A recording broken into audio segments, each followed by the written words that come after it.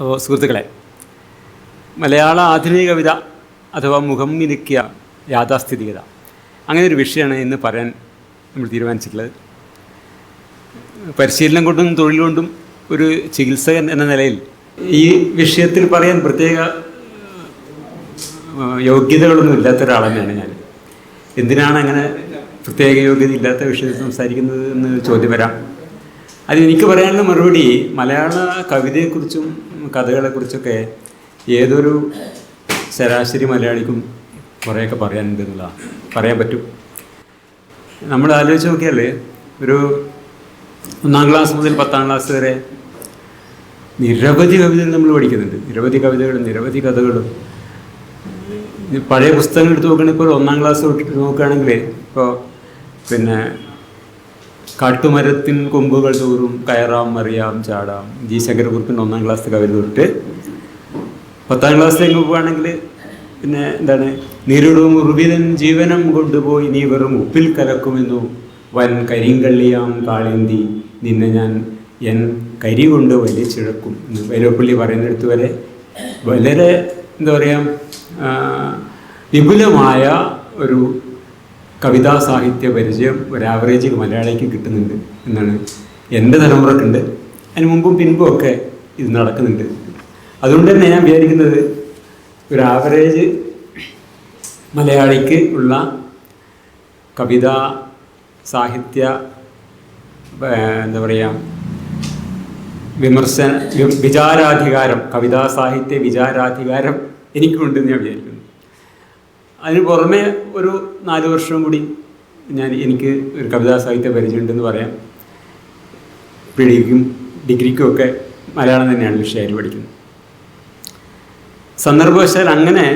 സന്ദർഭവശാൽ എന്നല്ല പറയേണ്ടത്, സത്യത്തിൽ അങ്ങനെ BSc ഞാൻ പഠിക്കാനിടയായിട്ടുള്ള ഒരു പുസ്തകത്തിനെ, ഒരു കവിതാ സമാഹാരത്തിനെ സ്പർശിച്ചുകൊണ്ടാണ് ഇന്ന് ഈ വിഷയം സംസാരിക്കാമെന്ന് ഞാൻ വിചാരിക്കുന്നത്. ശബ്ദത്തിന് കുറച്ച് പ്രശ്നമുണ്ട്. ഞാൻ കഴിഞ്ഞ ഒരാഴ്ചയായിട്ട് ഒരു വൈറൽ ഫീവർ പിടിച്ച് കിടപ്പായിരുന്നു. ഇന്ന് വരുമെന്ന് തന്നെ ഉറപ്പ് ഇല്ലാത്ത അവസ്ഥയായിരുന്നു. ഇപ്പോൾ ഏതാണ്ട് ഒരു മാതിരി റെഡി ആയിട്ടുണ്ട്. അതുകൊണ്ട് ഈ ഒരു ശബ്ദ പ്രശ്നങ്ങൾ കുറച്ച് കാര്യമായിട്ടുണ്ട്. പ്രത്യേകിച്ചും ശബ്ദപ്രധാനമായിട്ടുള്ള ഒരു ടോക്കാണ് ഇത്. കവിതകളൊക്കെ വരുന്നത് നമുക്ക് നോക്കാം. അപ്പോൾ ഞാൻ പറഞ്ഞത് 1978-79 കാലത്ത് നിങ്ങൾ BSc കാലിക്കറ്റ് യൂണിവേഴ്സിറ്റിയിൽ പഠിക്കാനിടയായിട്ടുള്ള ഒരു പുസ്തകമാണ് പുതുമുദ്രകൾ എന്നൊരു കവിതാ സമാഹാരം. അത് നമ്മളെ മലയാള ആധുനിക കവിത, ഇത്തിരി ഇൻവെർട്ടഡ് കോമേഴ്സ്, ആധുനിക കവിതമായിട്ട് ഞാനൊക്കെ ഗൗരവമായി പരിചയപ്പെടുന്നത് ഈ ഒരു ചെറിയ സമാഹാരത്തിലൂടെയാണ്. 1966 ആ കവിതാ സമാഹാരം ആദ്യമായിട്ട് പ്രിൻ്റ് ചെയ്തിട്ടുള്ളത്. പുതുമുദ്രകൾ എന്നാണ് അതിൻ്റെ പേര്. അപ്പോൾ ഇപ്പോൾ അത് ഔട്ട് ഓഫ് പ്രിൻ്റാണ്. എൻ്റെ സുഹൃത്ത് ജയശ്രീ ശ്രീനിവാസനാണ് എനിക്കത് എൻ്റെ ഒരു കോപ്പി സംഘടിപ്പിച്ചൊരു ഫോട്ടോ കോപ്പി ഒക്കെ എടുത്ത് എനിക്ക് അയച്ചു തന്നത്. അതുകൊണ്ട് വീണ്ടും ഞാൻ വളരെ വർഷങ്ങൾക്ക് ശേഷം അത് വീണ്ടും വായിച്ചു. അപ്പോൾ അതിലെ കവിതകളൊക്കെ പലതും ഓർമ്മയുണ്ടായിരുന്നു. വീണ്ടും ഞാൻ പുസ്തകം കിട്ടിയപ്പോൾ വീണ്ടും ഒന്നും കൂടെ അതിലൂടെ കടന്നുപോയി. പ്രസിദ്ധ കവിയായിട്ടുള്ള വിഷ്ണുനാരായണൻ നമ്പൂതിരിയാണ് ഇതിൻ്റെ സമാഹാരം നടത്തിയിട്ടുള്ളത്. ഈ കവിതകളെ സെലക്ട് ചെയ്തത് അദ്ദേഹം തന്നെയാണ്. അതിനൊരു പരിചയപ്പെടുത്തൽ എന്ന് പറഞ്ഞുകൊണ്ട് ഒരു കുറച്ച് ദീർഘമായിട്ടുള്ള ഒരു ആമുഖം അതിൽ എഴുതുന്നുണ്ട്. 9 കവികളുടെ 2 കവിത വീതം 18 കവിതകളാണ് ഞങ്ങൾ പഠിച്ച ആ പുസ്തകത്തിൽ ഉണ്ടായിരുന്നത്.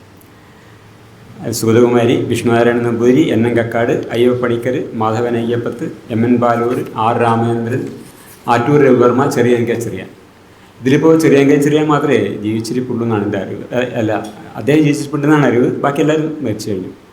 ചെറിയാൻ ചെറിയാൻ ഇപ്പോൾ US-ലുണ്ട്. ഇപ്പോഴും ജീവിച്ചിരിപ്പുണ്ടെന്നാണ് കാരശ്ശേരി മാഷ് കണ്ടപ്പോൾ പറഞ്ഞത്. പ്രസിദ്ധ സാഹിത്യ നിരൂപകനായിട്ടുള്ള KP ശങ്കരൻ ഈ സമാഹാരത്തിലെ കവിതകളെ വിലയിരുത്തിക്കൊണ്ട് ഒരു പുതിയ സംവേദനത്തിലെ പ്രശ്നങ്ങൾ എന്ന പേരിൽ ഒരു ദീർഘമായിട്ടുള്ള ഒരു പഠനം കൂടി ഈ സമാഹാരത്തിൽ ചേർത്തിട്ടുണ്ട്. അതിലൊരു ചെറിയ ഭാഗം ഞാൻ ഉദ്ധരിക്കാം. 9 കവികളുടെ 18 കവിതകളുമായി ഈ പുതുമുദ്രകൾ നമ്മെ പരിചയപ്പെടുത്തുന്നു. ഈ 9 പേരും അവരുടെ ഓരോ കവിത തന്നെയും ഒറ്റക്കൊറ്റയ്ക്ക് സ്പഷ്ടമായ വ്യക്തിത്വത്തോടെ വേർതിരിഞ്ഞു നിന്നേക്കും. എങ്കിലും ഒപ്പം ചില പൊതു സ്വഭാവങ്ങളെയും ഇവർ ഉൾക്കൊള്ളുന്നു. ഇവരുടെ അണിയിൽ ചേരാൻ ഇനിയും ഉണ്ടാവാൻ ചിലർ. അതാണ് ആദ്യം സൂചിപ്പിച്ചത്. ആധുനിക കവിത എന്നൊന്ന് ഇനി അവഗണിക്കാനാവാത്ത വിധം ഇവിടെയും അവതരിച്ചു കഴിഞ്ഞുവെന്ന്. അങ്ങനെ മലയാള ആധുനിക കവിതയുടെ പതാകവാഹകർ എന്ന നിലയിലാണ് ഈ 9 കവികൾ അന്ന് അവതരിക്കപ്പെടുന്നത്. ഞങ്ങളൊക്കെ പഠിക്കാനിടയായത് അങ്ങനെ. ഇന്ന് ഞാനിവിടെ ഉന്നയിക്കാൻ ഉദ്ദേശിക്കുന്ന വാദം ഏറ്റവും ചുരുക്കി ആദ്യം തന്നെ പറയാം. ആധുനിക കവിത എന്ന പേരിൽ ഈ നിരൂപകരും കവികളും ഒക്കെ കൊണ്ടാടിയിട്ടുള്ള അന്നത്തെ സാഹിത്യ വിദ്യാർത്ഥികളായ ഞങ്ങൾ പഠിച്ച ഈ കവിതകളൊന്നും ആധുനികമല്ല. ഈ കവികളെ ആധുനികരെന്ന് വിളിക്കാനും പറ്റില്ല. ഈ കവിതകളും പ്രതിനിധീകരിക്കുന്നത് ആധുനികതയല്ല, മറിച്ച് യാഥാസ്ഥിതികതയാണ്. ഭാഷാപരമായ ചില മിനുക്ക് പണികളിലൂടെ ഒരു മുഖം മിനുക്കിയ യാഥാസ്ഥിതികത മാത്രമാണ് ഈ കവിതകളിലുള്ളത്. ഈ വാദത്തെയാണ് അടുത്തൊരു 1.5 മണിക്കൂറിനകത്ത് ഏതാണ്ട് 1.5 മണിക്കൂറിൽ പറഞ്ഞു തീർക്കാമെന്ന് വിചാരിക്കുന്നത്, അവതരിപ്പിക്കാമെന്ന് വിചാരിക്കുന്നു. നേരത്തെ ഞാൻ എൻ്റെ ഫേസ്ബുക്ക് പോസ്റ്റിൽ പറഞ്ഞതുപോലെ ഇതിലെ 9 കവികളെ ഞാൻ ഇന്ന് ചർച്ചയ്ക്ക് 4 പേരെക്കുറിച്ച് മാത്രമാണ് ഇന്ന് പറയാൻ വിചാരിക്കുന്നത്. സുഗതകുമാരി, NN കക്കാട്, വിഷ്ണുനാരായണൻ നമ്പൂതിരി, അയ്യപ്പണിക്കർ. ഇവരെ മാത്രമാണ് ഇന്നത്തെ വിമർശനപരമായ വിലയിരുത്തൽ ഉൾപ്പെടുത്തുന്നത്. അതുപോലെ തന്നെ കൃത്യമായിട്ട് ഞാൻ ഈ പറഞ്ഞൊരു സമാഹാരത്തിലെ കവിതകളെ മാത്രം ബേസ് ചെയ്തുകൊണ്ടല്ല സംസാരിക്കുന്നത്. ആ കവിതകളെ എനിക്ക് പരിചിതമായ ചില കവിതകളെ ഒന്ന് സ്പർശിച്ചു പോവുകയും ചിലപ്പോൾ അവരുടെ മറ്റ് ചില കവിതകൾ കൂടി മെൻഷൻ ചെയ്യുകയും അവരുടെ സാമൂഹിക സാംസ്കാരിക രംഗത്തുള്ള ഇടപെടലുകളെ, അവരുടെ മറ്റ് ലേഖനങ്ങളെ ഇതൊക്കെ കൂടി ഉൾപ്പെടുത്തിക്കൊണ്ട് ആണ് ഞാൻ ഈ ചർച്ച മുന്നോട്ട് കൊണ്ടുപോകാൻ വിചാരിക്കുന്നത്. ഏതായാലും കവിതയിലെ ആധുനികത എന്ന് മലയാളത്തിൽ വിളിക്കപ്പെട്ടു പോന്നിട്ടുള്ളതും ഞങ്ങളൊക്കെ പഠിച്ചിട്ടുള്ളതുമായ ആ സോക്കോൾഡ് ആധുനികത മുഖമ്മിനിക്ക് യാഥാസ്ഥിതികത മാത്രമാണ് എന്നുള്ള കാര്യം വിശദീകരിക്കാൻ ഈ 4 കവികളെ പറ്റി പറഞ്ഞാൽ മതിയാവും എന്നാണ് ഞാൻ വിചാരിക്കുന്നത്. ഈ വിഷയത്തിലേക്ക് കടക്കാം. എന്താണ് ആധുനികത എന്നതുകൊണ്ട് ഉദ്ദേശിക്കുന്നത് എന്ന കാര്യമാണ് ആദ്യം വിശദീകരിക്കേണ്ടത്. ആധുനികത അല്ലെങ്കിൽ മൊഡേണിറ്റി എന്നത് ലോകവ്യാപകമായി വളരെ വ്യക്തമായ അർത്ഥത്തിൽ, കൃത്യമായ അർത്ഥത്തിൽ പ്രയോഗിക്കപ്പെട്ടു പോകുന്നൊരു വാക്കാണ്. ഇതാണ് നമ്മുടെ വിക്കിപീഡിയയിലുള്ള അതിൻ്റെ ആ വാക്കിൻ്റെ വിശദീകരണം. തർജ്ജമ വായിക്കാം. മാനവിക വിഷയങ്ങളിലും സാമൂഹിക ശാസ്ത്രങ്ങളിലുമുള്ള ഒരു പഠന വിഷയമാണ് ആധുനികത എന്നത്. ആധുനിക യുഗം എന്ന ഒരു പ്രത്യേക ചരിത്ര കാലഘട്ടത്തെ സൂചിപ്പിക്കാൻ മൊഡേണിറ്റി എന്ന വാക്ക് ഉപയോഗിക്കുന്നു. അതുപോലെ തന്നെ നവോത്ഥാനത്തിന് ശേഷം 17-18 നൂറ്റാണ്ടുകളിലെ യുക്തിയുഗത്തിൻ്റെയും ഏജ് ഓഫ് റീസൺ, ജ്ഞാനോദയത്തിൻ്റെയും സാഹചര്യത്തിൽ രൂപമെടുത്ത മനോഭാവങ്ങളെയും വ്യവഹാരങ്ങളെയും അടയാളപ്പെടുത്താനും ആധുനികത എന്ന സംജ്ഞ ഉപയോഗിക്കപ്പെടുന്നു. ഈ യുക്തിയുഗത്തിൻ്റെയും ജ്ഞാനോദയത്തിൻ്റെയും സാഹചര്യത്തിൽ രൂപമെടുത്ത മനോഭാവങ്ങളെയും വ്യവഹാരങ്ങളെയും അടയാളപ്പെടുത്തുന്ന ഒരു സംജ്ഞ. അതായത് നമ്മൾ ഈ എൻലൈറ്റൻമെൻ്റായിട്ട് വളരെ റിലേറ്റഡ് ആയിട്ടാണ് നമ്മൾ ഈ ആധുനികത എന്നുള്ള വാക്ക് കിടക്കുന്നതെന്നാണ് ഞാൻ പറയുന്നത്. അതേ അർത്ഥത്തിൽ തന്നെയാണ് മലയാള സാഹിത്യ അധ്യാപകരായാലും ഈ സാങ്കേതിക പദത്തെ ഉപയോഗിക്കേണ്ടതും അങ്ങനെ തന്നെയാണ്. അപ്പോൾ ഞാനത് പ്രത്യേകം എടുത്ത് പറയാൻ കാരണം എന്ന് വെച്ചാൽ സാഹിത്യ വിമർശനത്തിൻ്റെ മണ്ഡലത്തിൽ ഇതിന് മോഡേൺ ചെയ്യുന്നതിന് വേറൊരു അർത്ഥമാണ് എന്ന തെറ്റിദ്ധാരണ വേണ്ട എന്ന് വെച്ചിട്ടാണ് പിന്നെ ഞാനത് പ്രത്യേകം എടുത്ത് പറയുന്നത്. ഇത് മലയാള പച്ച എന്ന റിസർച്ച് ജേണലാണ്. Doctor P. Pavithran, doctor Sunil P. Elayidam, doctor P. K. Rajasekharan ഇവരൊക്കെ ഉപദേശ സമിതിയിലുള്ള ഒരു ജേണലാണിത്. പ്രസിദ്ധീകരിക്കുന്നത് കുഞ്ഞിക്കുട്ടൻ തമ്പുരാൻ സ്മാരക ഗവൺമെൻറ് കോളേജിലെ പോസ്റ്റ് ഗ്രാജുവേറ്റ് ഡിപ്പാർട്ട്മെൻറ്റ് ഓഫ് മലയാളമാണ്. 2018 പ്രസിദ്ധീകരിച്ച ഈ ജേണലിൻ്റെ 7ാം ലക്കത്തിൻ്റെ കവറാണത്. അതിലെ പ്രമേയം കേരളീയ ആധുനികത വിചാരവും വായനയും എന്നാണ്. ഇതിൽ കേരളീയ ആധുനികതയുടെ വിവിധമായ വശങ്ങളെ ചർച്ച ചെയ്യുന്ന 20 ലേഖനങ്ങളുണ്ട്. ഇതിൽ ആദ്യത്തെ പ്രബന്ധം ആധുനികതയും നവോത്ഥാനവും എന്ന ശീർഷകത്തോടെ ആ ലക്കത്തിൻ്റെ ഇഷ്യൂ എഡിറ്ററായിട്ടുള്ള യാക്കോബ് തോമസ് എഴുതിയിട്ടുള്ളതാണ്. ഇതാണ് ആ ലേഖനത്തിൻ്റെ ഭാഗം കാണാം.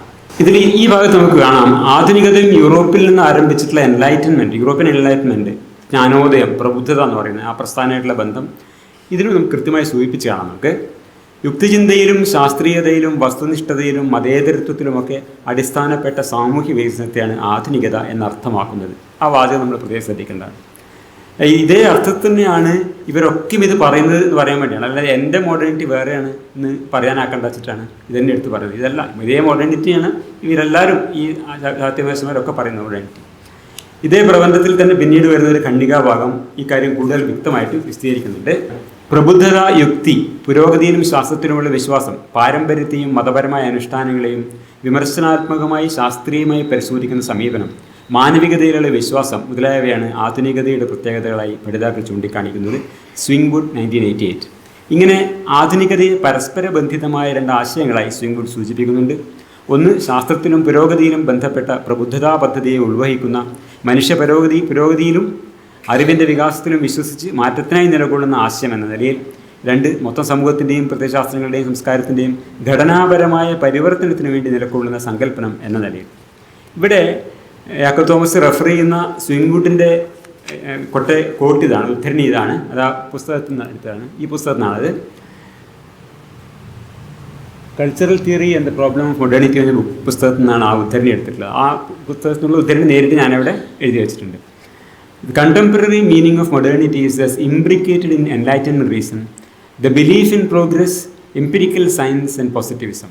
Modernity signifies a culture of innovation, a rational ethos challenging traditions and rituals in the name of critical thought, empirical knowledge and humanism.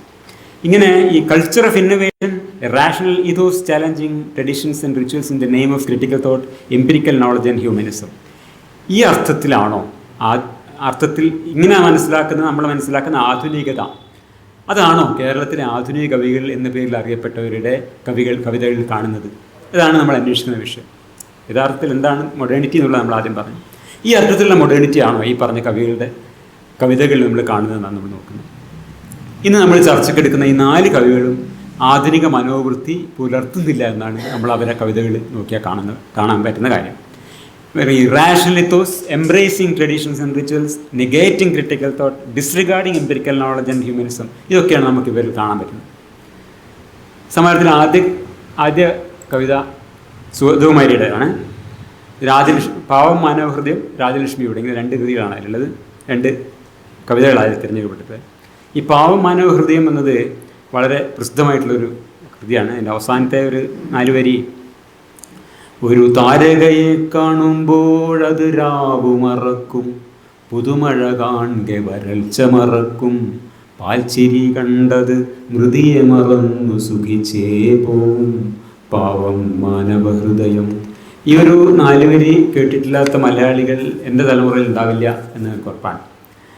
എനിക്കും വളരെ ഇഷ്ടപ്പെട്ട വരികളാണത്. ഒരുപക്ഷെ ഏത് ഭാഷയിലും ഏത് സംസ്കാരത്തിലും ഉള്ള കവി എഴുതാവുന്ന യൂണിവേഴ്സലായിട്ടുള്ള വരികളാണ് ആ 4 വരികൾ എന്ന് എനിക്ക് തോന്നുന്നുണ്ട്. കേരളത്തിൽ ഇത് എഴുതപ്പെടുമ്പോൾ അത് എഴുതിയിട്ടുള്ളത് ഒരു ഓണത്തിൻ്റെ കോണ്ടെക്സ്റ്റിലാണ്. അത് ഇങ്ങനെയാണ്: മഴനിഴലെല്ലാം നീങ്ങി വെളുത്തുമിനുത്തോരുലകൻ കവിളിൽ, ഒരോണപ്പൂവിൻ പുഞ്ചിരിതളുകളിൽ, ഈ തറവാടിൻ പഴകിയ മുറ്റത്തത്തപ്പൂക്കളമൊളി ചിന്നുന്ന വിശാലതയിൽ, കണ്ണീരുകളിൽ ആകെ മെലിഞ്ഞിട്ടെന്നാലും പുതുകോടിയുടുത്തും തളരും മിഴികളിലേതോ വിരഹത്തിൻ നനവാർന്നുമിരുന്നിടും അംബികതൻ ചിരിയിൽ, ഇളവയിൽ പൊന്നുനുറുങ്ങുകളായി തങ്ങിടുമോണത്തുമ്പിച്ചിറകിൽ, ഒരനുരാഗത്തിൻ ഓർമ്മയിൽ അല്പവികസ്വരമായൊരുഷസ്സിൻ മിഴിയിൽ. ഇവിടെ ഈ അല്പവികസ്വരമായൊരു ഉഷസ്സിൻ മിഴിയിൽ എന്ന വരിയിൽ എനിക്ക് വ്യക്തിപരമായിട്ടൊരു ഓർമ്മയുണ്ട്. ഞങ്ങളിത് പഠിക്കുന്ന ഈ കവിത പഠിക്കുന്നത്, ഞാൻ പറഞ്ഞില്ല, ആധുനിക കവിത ഞങ്ങൾ ഗൗരവമായി പരിചയപ്പെടുന്ന ആ കാലത്താണ്, 78-79. ഈ കവിത പഠിച്ചുകൊണ്ടിരിക്കുന്ന കാലത്താണ് MTയുടെ ബന്ധനം എന്ന് പറഞ്ഞിട്ടുള്ള സിനിമ വരുള്ളൂ. Black and white cinema. അതിൽ പിന്നെ ഒരു അതികാലത്തെ ഒരു ഷോട്ടുണ്ട്, അതിരാവിലെയുടെ ഒരു ഷോട്ട്. അത് കണ്ടപ്പോൾ ഞാനും എൻ്റെ സുഹൃത്ത് വിശ്വനാഥൻ പോള, ഞങ്ങൾ 2 പേരും ഇരുന്ന് ഇങ്ങനെ കാണാം. അപ്പോൾ വിശ്വനാഥനോട് പറയണം, ഇതാണ് അല്പവികസ്വരമായ ഒരു ഉഷസ്സിന് മിഴി. ഇപ്പോഴാണ് എനിക്കത് മനസ്സിലായത്.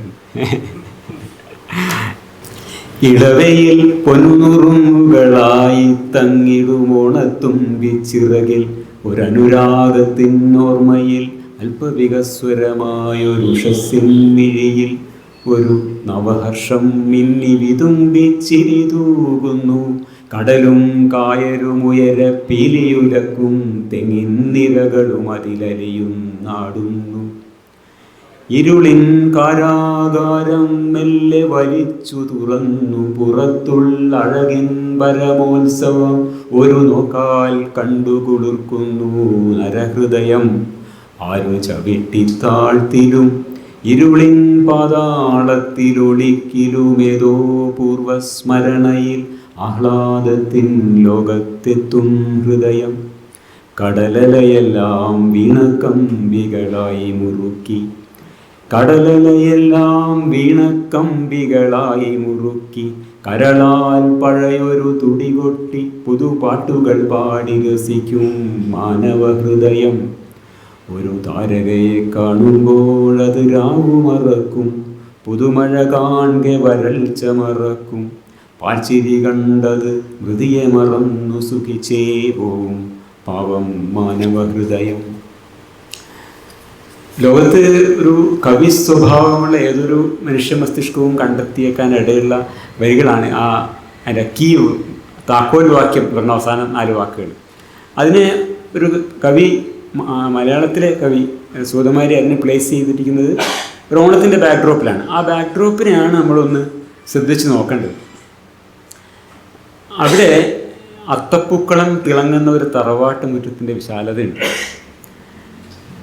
ഇതൊക്കെ വളരെ നാച്ചുറലായി നമ്മൾ ആസ്വദിക്കുന്നുണ്ട്. പക്ഷെ അതിനൊന്ന് ശ്രദ്ധിച്ച് നോക്കുമ്പോൾ നമുക്ക് അതിൽ കുറച്ച് കാര്യങ്ങൾ കുറേം കൂടി ശ്രദ്ധിക്കേണ്ടതുണ്ട് എന്ന് മനസ്സിലാവും. അതിന് ഒരു തറവാട്ട് മുറ്റത്തിൻ്റെ വിശാലതയുണ്ട്. എങ്ങനെയാണ് കവിഹൃദയം ആഹ്ലാദത്തിൻ്റെ ലോകത്തെത്തുന്നത്? അത് പൂർവ്വസ്മരണയിലൂടെയാണ്. അങ്ങനെ ഒരു നിർബന്ധമില്ല ശരിക്കും. എന്തുകൊണ്ടാണ് വർത്തമാനം എപ്പോഴും വിഷാദ സങ്കുലവും പൂർവ്വകാലം മാത്രം സന്തോഷവും? അങ്ങനെയില്ല. പക്ഷെ ഈ കവിക്ക് അങ്ങനെയാണ്. ഇവയെ സംബന്ധിച്ച് ഈ വർത്തമാനം എന്ന് പറഞ്ഞാൽ വളരെ മോശപ്പെട്ടൊരു സമയവും എല്ലാ സന്തോഷവും പഴയകാലത്തിൻ്റെത് മാത്രമാവുകയും ചെയ്യുന്നൊരു സംഗതിയുണ്ട്. അത് മലയാളത്തിലുള്ള ഒരു കവി, ആ പ്രത്യേക കാലഘട്ടത്തിൽ വളർന്നിട്ടുള്ള ഒരു പ്രത്യേക വിഭാഗത്തിൽപ്പെടുന്ന കവിയുടെ മാത്രം ഒരു കാഴ്ചയാണ് ആ ബാക്ക്ഡ്രോപ്പ് എന്നുള്ളത്. അപ്പോൾ അത് വർത്തമാനം എന്നത് വിഷാദ സങ്കുലമാണ്, പൂർവ്വകാലം വളരെ ഹർഷപൂർണമാണ്.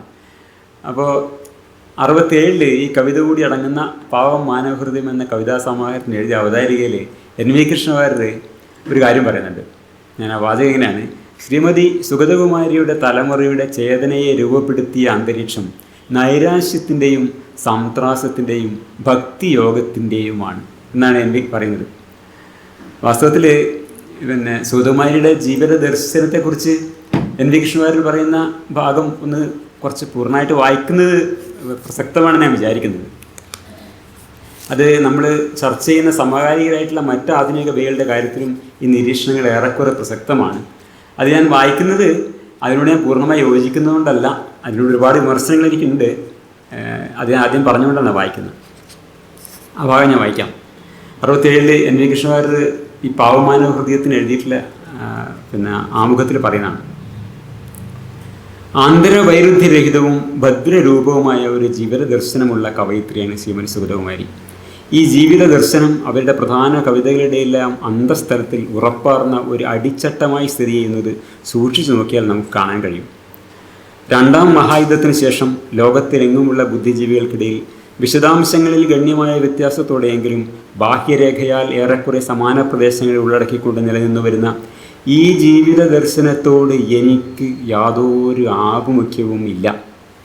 എൻ്റെ ചേതന രൂപപ്പെട്ടു വന്ന പ്രഥമ ദ്വിതീയ മഹായുദ്ധങ്ങളുടെ അന്തരാളഘട്ടം ആശയുടെയും പ്രതീക്ഷയുടെയും കർമ്മയോഗത്തിൻ്റെയും അന്തരീക്ഷത്തെയാണ് ലോകത്തിൻ്റെ മിക്ക ഭാഗങ്ങളിലും ഉളവാക്കിയിരുന്നത്. ഗാന്ധിജിയുടെ നേതൃത്വത്തിൽ സ്വാതന്ത്ര്യത്തിനു വേണ്ടിയുള്ള സഹനാത്മകമായ ധർമ്മയുദ്ധം നടന്നുകൊണ്ടിരുന്ന ഇന്ത്യയിൽ പ്രത്യേകിച്ചു. ഇത് നിമിത്തമാവാം എൻ്റെ തലമുറയുടെ കൈവല്യം വൈയക്തികം എന്നതിലേറെ സാമൂഹ്യം ആയിരുന്നു. ഈ സാമൂഹിക കൈവല്യം നേടുന്നതിനുള്ള പ്രായോഗികമായ ഒരു ആയുധമായിരുന്നു മറ്റെല്ലാ സിദ്ധികളും എന്ന പോലെ ഞങ്ങൾക്ക് കവിതയും. സാമൂഹ്യ ദുഃഖത്തെപ്പറ്റി അഗാധ ബോധമുണ്ടായിരുന്ന ഞങ്ങൾക്ക് വ്യക്തിഗതമായ ദുഃഖം ഗോപനീയമായൊരു ദൗർബല്യമോ പരമരഹസ്യമായി സൂക്ഷിക്കേണ്ട ഒരു സാധനയോ ആയിരുന്നു. നൈരാശ്യത്തിൻ്റെ കാഞ്ഞരവള്ളികൾ എമ്പാടും പടർന്നു കയറി മറിഞ്ഞിട്ടുണ്ടെങ്കിലും ഇന്നും എൻ്റെ ജീവിതത്തിൻ്റെ അടിച്ചട്ടം ഈ ജീവിത ദർശനം തന്നെ. ശ്രീമതി സുഗതകുമാരിയുടെ ചേതന അതിൻ്റെ പോഷണത്തിനാവശ്യമുള്ള ഹിമബിന്ദുക്കൾ ഉൾക്കൊണ്ടത് തികച്ചും വ്യത്യസ്തമായൊരു അന്തരീക്ഷത്തിൽ നിന്നാണ്. ദ്വിതീയ മഹായുദ്ധത്തിന് ശേഷം നിലവിൽ വന്ന ശീതയുദ്ധ കാലഘട്ടത്തിൽ നെഹ്റുവിൻ്റെ ഉദാരവും ദുർബലവുമായ നേതൃത്വത്തിന് കീഴിൽ ത്വരിതമെങ്കിലും ത്യാഗനിരപേക്ഷമായ വ്യാവസായിക വികസനം നേടാൻ കടവും കമ്മിപ്പണവും പ്രധാനോപാധികളാക്കി കോൺട്രാക്ടർ വ്യവസ്ഥയിലൂടെ പരിശ്രമിച്ചിരുന്ന ഇന്ത്യയുടെ രുഗ്നശോണവും ജ്വരോഷ്മളവുമായ അന്തരീക്ഷം രൂപം നൽകിയ ജീവിത ദർശനം മുൻചൊന്ന ദർശനത്തിൽ നിന്ന് എത്രയും വിഭിന്നമായില്ലെങ്കിലേ അത്ഭുതപ്പെടാനുള്ളൂ. ഈ പുതിയ ജീവിത ദർശനത്തിൽ ലക്ഷ്യം സാമൂഹ്യമല്ല, വൈയക്തികമാവുന്നു. വ്യക്തിയുടെ ആധ്യാത്മിക പരിശുദ്ധിയിലും പ്രായശ്ചിത്തത്തിലൂടെ പാപമോചനത്തിലും നിർവ്വാണത്തിലും പാര്യന്തിക മൂല്യങ്ങളെ കണ്ടെത്തിയ ഗാന്ധിജി തികച്ചും സാമൂഹികവും ഭൗതികമായ ലക്ഷ്യത്തെ ചൊല്ലി ആവേശം കൊള്ളാൻ നമ്മുടെ ഈ മഹാരാജ്യത്തെ എങ്ങനെ സമർത്ഥമാക്കി എന്നതുപോലെ തന്നെ സമഷ്ടിവാദത്തിലും പ്രായോഗികതാ സിദ്ധാന്തത്തിലും ഊന്നി നിന്നിരുന്ന നെഹ്റു എങ്ങനെ ഭൗതികവും ആധ്യാത്മികവുമായ കേവല വ്യക്തിവാദത്തെ ഇവിടുത്തെ പാരമ്പര്യവാദികളായ ജനകോടികൾക്കിടയിൽ ഇത്രയും ഹ്രസ്വമായ ഒരു കാലഘട്ടത്തിനുള്ളിൽ വളർത്തിയെടുത്തു എന്നതും വ്യാഖ്യാനത്തിന് വഴങ്ങാത്ത ചരിത്ര പ്രശ്നമായി വളരെ കാലത്തേക്ക് അവശേഷിക്കാതിരിക്കുകയില്ല. അതെങ്ങനെയായിരുന്നാലും ശ്രീമതി സുഗതകുമാരിയുടെ തലമുറയുടെ ചേതനയെ രൂപപ്പെടുത്തിയ അന്തരീക്ഷം നൈരാശ്യത്തിൻ്റെയും സന്ത്രാസത്തിൻ്റെയും ഭക്തിയോഗത്തിൻ്റെയും ആണ്. ഇതാണ് എൻ വി കൃഷ്ണവാര്യർ പറഞ്ഞിട്ടുള്ളത്. ആദ്യമേ പറഞ്ഞതുപോലെ ഇത് പൂർണ്ണമായി അംഗീകരിച്ചുകൊണ്ടല്ല ഞാനിത് വായിക്കുന്നത്. ഇവിടെ എൻ വി ഇവരുടെ ജീവന ദർശനത്തെ അംഗീകരിക്കുകയും അവർക്ക് അവരുടെ വഴി എനിക്ക് എൻ്റെ വഴി എന്ന് പറയുകയാണ് ചെയ്യുന്നത്. ഈ ഭക്തിയോഗത്തിൻ്റെ വഴി അങ്ങനെ ആധുനികതയല്ല എന്നാണ് എനിക്ക് പറയാനുള്ളത്. സാമാന്യ ദീർഘമായിട്ടുള്ള ഈ ഭാഗം ഞാൻ വായിച്ചത് ഈ പറഞ്ഞതിനോട് പൂർണ്ണ യോജിപ്പുള്ളതുകൊണ്ടല്ല. എൻ വി കൃഷ്ണവാര്യർ പറഞ്ഞ വിമർശനം വളരെ അപൂർണമാണ്. കുറേ കൂടി വിമർശനം, അതും വളരെ വ്യത്യസ്തമായൊരു നിലപാടിൽ നിന്നുകൊണ്ടാണ് ഇവർ വിമർശനം അർഹിക്കുന്നത് എന്നതാണ് എൻ്റെ നിലപാട്. എന്ന് മാത്രമല്ല, അവർക്ക് അവരുടെ വഴി എന്നുള്ള എൻ വിയുടെ അനുഭാവപൂർവ്വം ഉള്ള പറയലും ഒന്നും എനിക്ക് യോജിപ്പില്ല. അവരെ പ്രോത്സാഹിപ്പിക്കുന്ന പോലും ഉണ്ട്. അപ്പോൾ അതൊന്നും എനിക്ക് യോജിപ്പില്ല. 67 ഈ അവതാരിക ഞാൻ കുറച്ച് ദീർഘമായി ഉദ്ധരിച്ചതിൻ്റെ പ്രധാന ഉദ്ദേശം എന്താണെന്ന് വെച്ചാൽ, അയ്യോ കവിതയെക്കുറിച്ച് പറയുമ്പോൾ രാഷ്ട്രീയം പറയുന്നു, ലിംഗനീതിയെക്കുറിച്ച് പറയുന്നു, ജാതിയെക്കുറിച്ച് പറയുന്നു, കവിതയെ കവിതയായിട്ട് കണ്ടാൽ പോരെ എന്നൊക്കെ മുറവിളി കൂട്ടാനിടയുള്ള എൻ്റെ സുഹൃത്തുക്കളെ ഒന്ന് ബോധവൽക്കരിക്കാമെന്ന് വെച്ചിട്ടാണ്. ഇങ്ങനെയൊക്കെയാണ് കവിതയെ എല്ലാ കാലവും വിമർശിക്കപ്പെട്ടിട്ടുള്ളതും വിചാരം ചെയ്യപ്പെട്ടിട്ടുള്ളതൊക്കെ. കവിതയുടെ ജീവിത ദർശനത്തെക്കുറിച്ചൊക്കെ ചർച്ച ചെയ്യുന്നത്. അത് ചർച്ച ചെയ്യുമ്പോൾ നെഹ്റുവിൻ്റെ ഉദാരവും ദുർബലവുമായ നേതൃത്വം, കടവും കമ്മിപ്പണവും പ്രധാനോപാധികളാക്കിയ കോൺട്രാക്ടർ വ്യവസ്ഥ, ഇതൊക്കെ എനിക്ക് പറയുന്നത് നമുക്ക് കാണാം. ഇതുപോലെ വിവിധങ്ങളായിട്ടുള്ള സാമൂഹിക ഘടകങ്ങളെ കാവ്യ ചർച്ചയിൽ കൊണ്ടുവരിക എന്നുള്ളത് വളരെ സ്വാഭാവികമാണ്. അതാണ് ഞാൻ പറഞ്ഞു വരുന്ന കാര്യം. അതുകൊണ്ട് കവിതയെക്കുറിച്ചുള്ള ചർച്ച വരുമ്പോൾ ജെൻഡർ ഡിസ്പാരിറ്റിയെക്കുറിച്ച് പറയുന്നു, അല്ലെങ്കിൽ കാസ്റ്റ് ഹയറാർക്കിയെക്കുറിച്ച് പറയുന്നു എന്ന് പറയുമ്പോൾ നിങ്ങൾക്ക് അസ്വാസ്ഥ്യം വരുന്നുണ്ടെങ്കിൽ ആ അസ്വാസ്ഥ്യം അത്ര നിഷ്കളങ്കമല്ല എന്ന് മാത്രം പറഞ്ഞ് ഞാൻ ആ ഭാഗം അവിടെ നിർത്താം. അതിലേക്ക് വരാം. സുഗതകുമാരിയുടെ ഈ ഓണക്കവിതയിൽ കാണുന്ന പൂർവ്വകാല പ്രേമം പിൽക്കാലത്ത് അവരുടെ കവിതയിൽ മാത്രമല്ല സാമൂഹ്യ രാഷ്ട്രീയ ജീവിതത്തിലും ഒരു നിർണായക ഘടകമായിട്ട് പ്രവർത്തിക്കുന്നത് നമുക്ക് കാണാം. 1985 പ്രസിദ്ധമായിട്ടുള്ള മറ്റൊരു കവിതയിൽ, അതും വീണ്ടും ഓണവുമായിട്ട് ബന്ധപ്പെട്ട് തന്നെയാണ്, ഈ പൂർവിക സവർണ ഭൂതകാല പ്രേമത്തിൻ്റെ നിർണായകമായ സ്വാധീനം നമുക്ക് പ്രകടനമായി കാണാം. ഇനി ഈ മനസ്സിൽ കവിതയില്ല എന്ന പ്രസിദ്ധമായിട്ടുള്ള കവിത, അതിലെ ചില വരികൾ ഞാൻ ഒന്ന് ഉദ്ധരിക്കാം.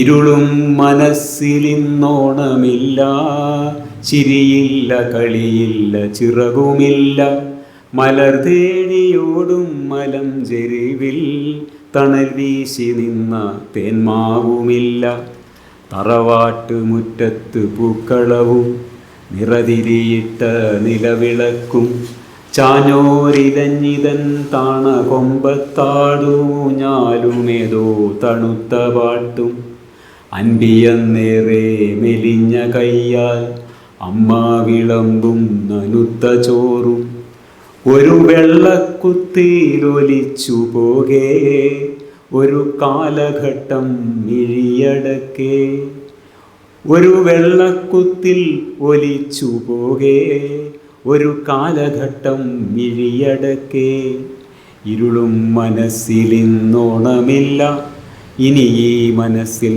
കവിതയില്ല.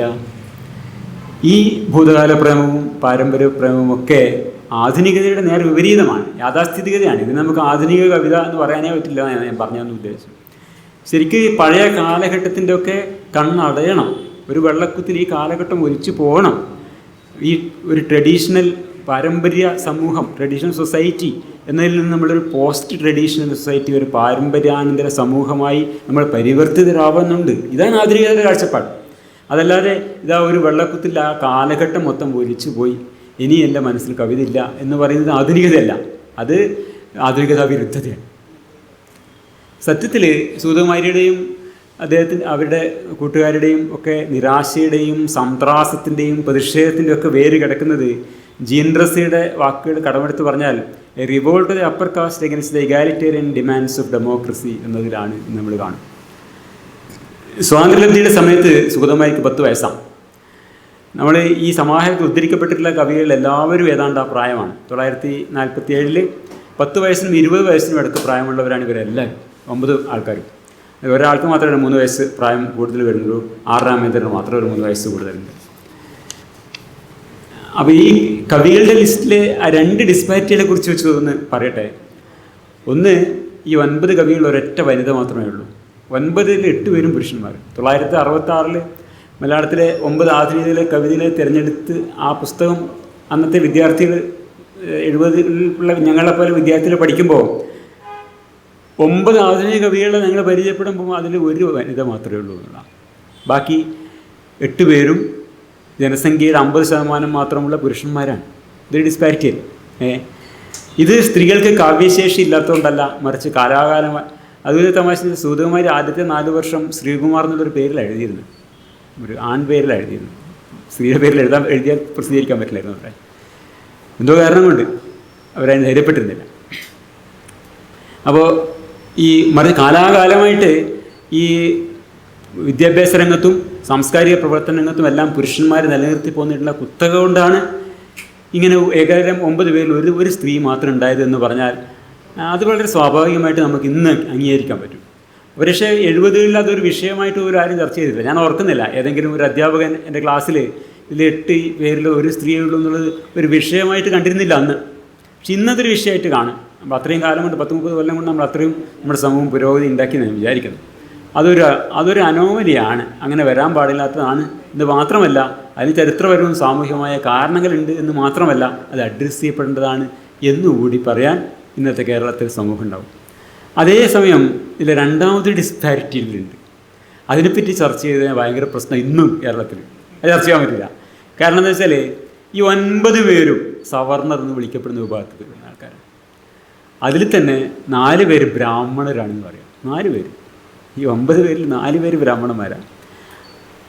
അതിനു പുറമെ 2 പേര് അർദ്ധബ്രാഹ്മണരാണ്, എന്നാൽ അച്ഛൻ ബ്രാഹ്മണന്മാരാണ്. അതായത് ബ്രാഹ്മണന്മാർക്ക് അച്ഛനെ തൊട്ടുകൂടാത്ത മക്കളുണ്ടാവുക എന്നൊരു വിചിത്രമായിട്ടുള്ള വിവാഹ ഏർപ്പാട് കേരളത്തിലുണ്ടായിരുന്നല്ലോ. അതിൻ്റെ ഭാഗമായിട്ട് ശൂദ്രസന്തതികളുണ്ടാവും ബ്രാഹ്മണർക്ക്. അങ്ങനെ ഉള്ള അർദ്ധബ്രാഹ്മണരാണ് ബാക്കി 2 പേര്.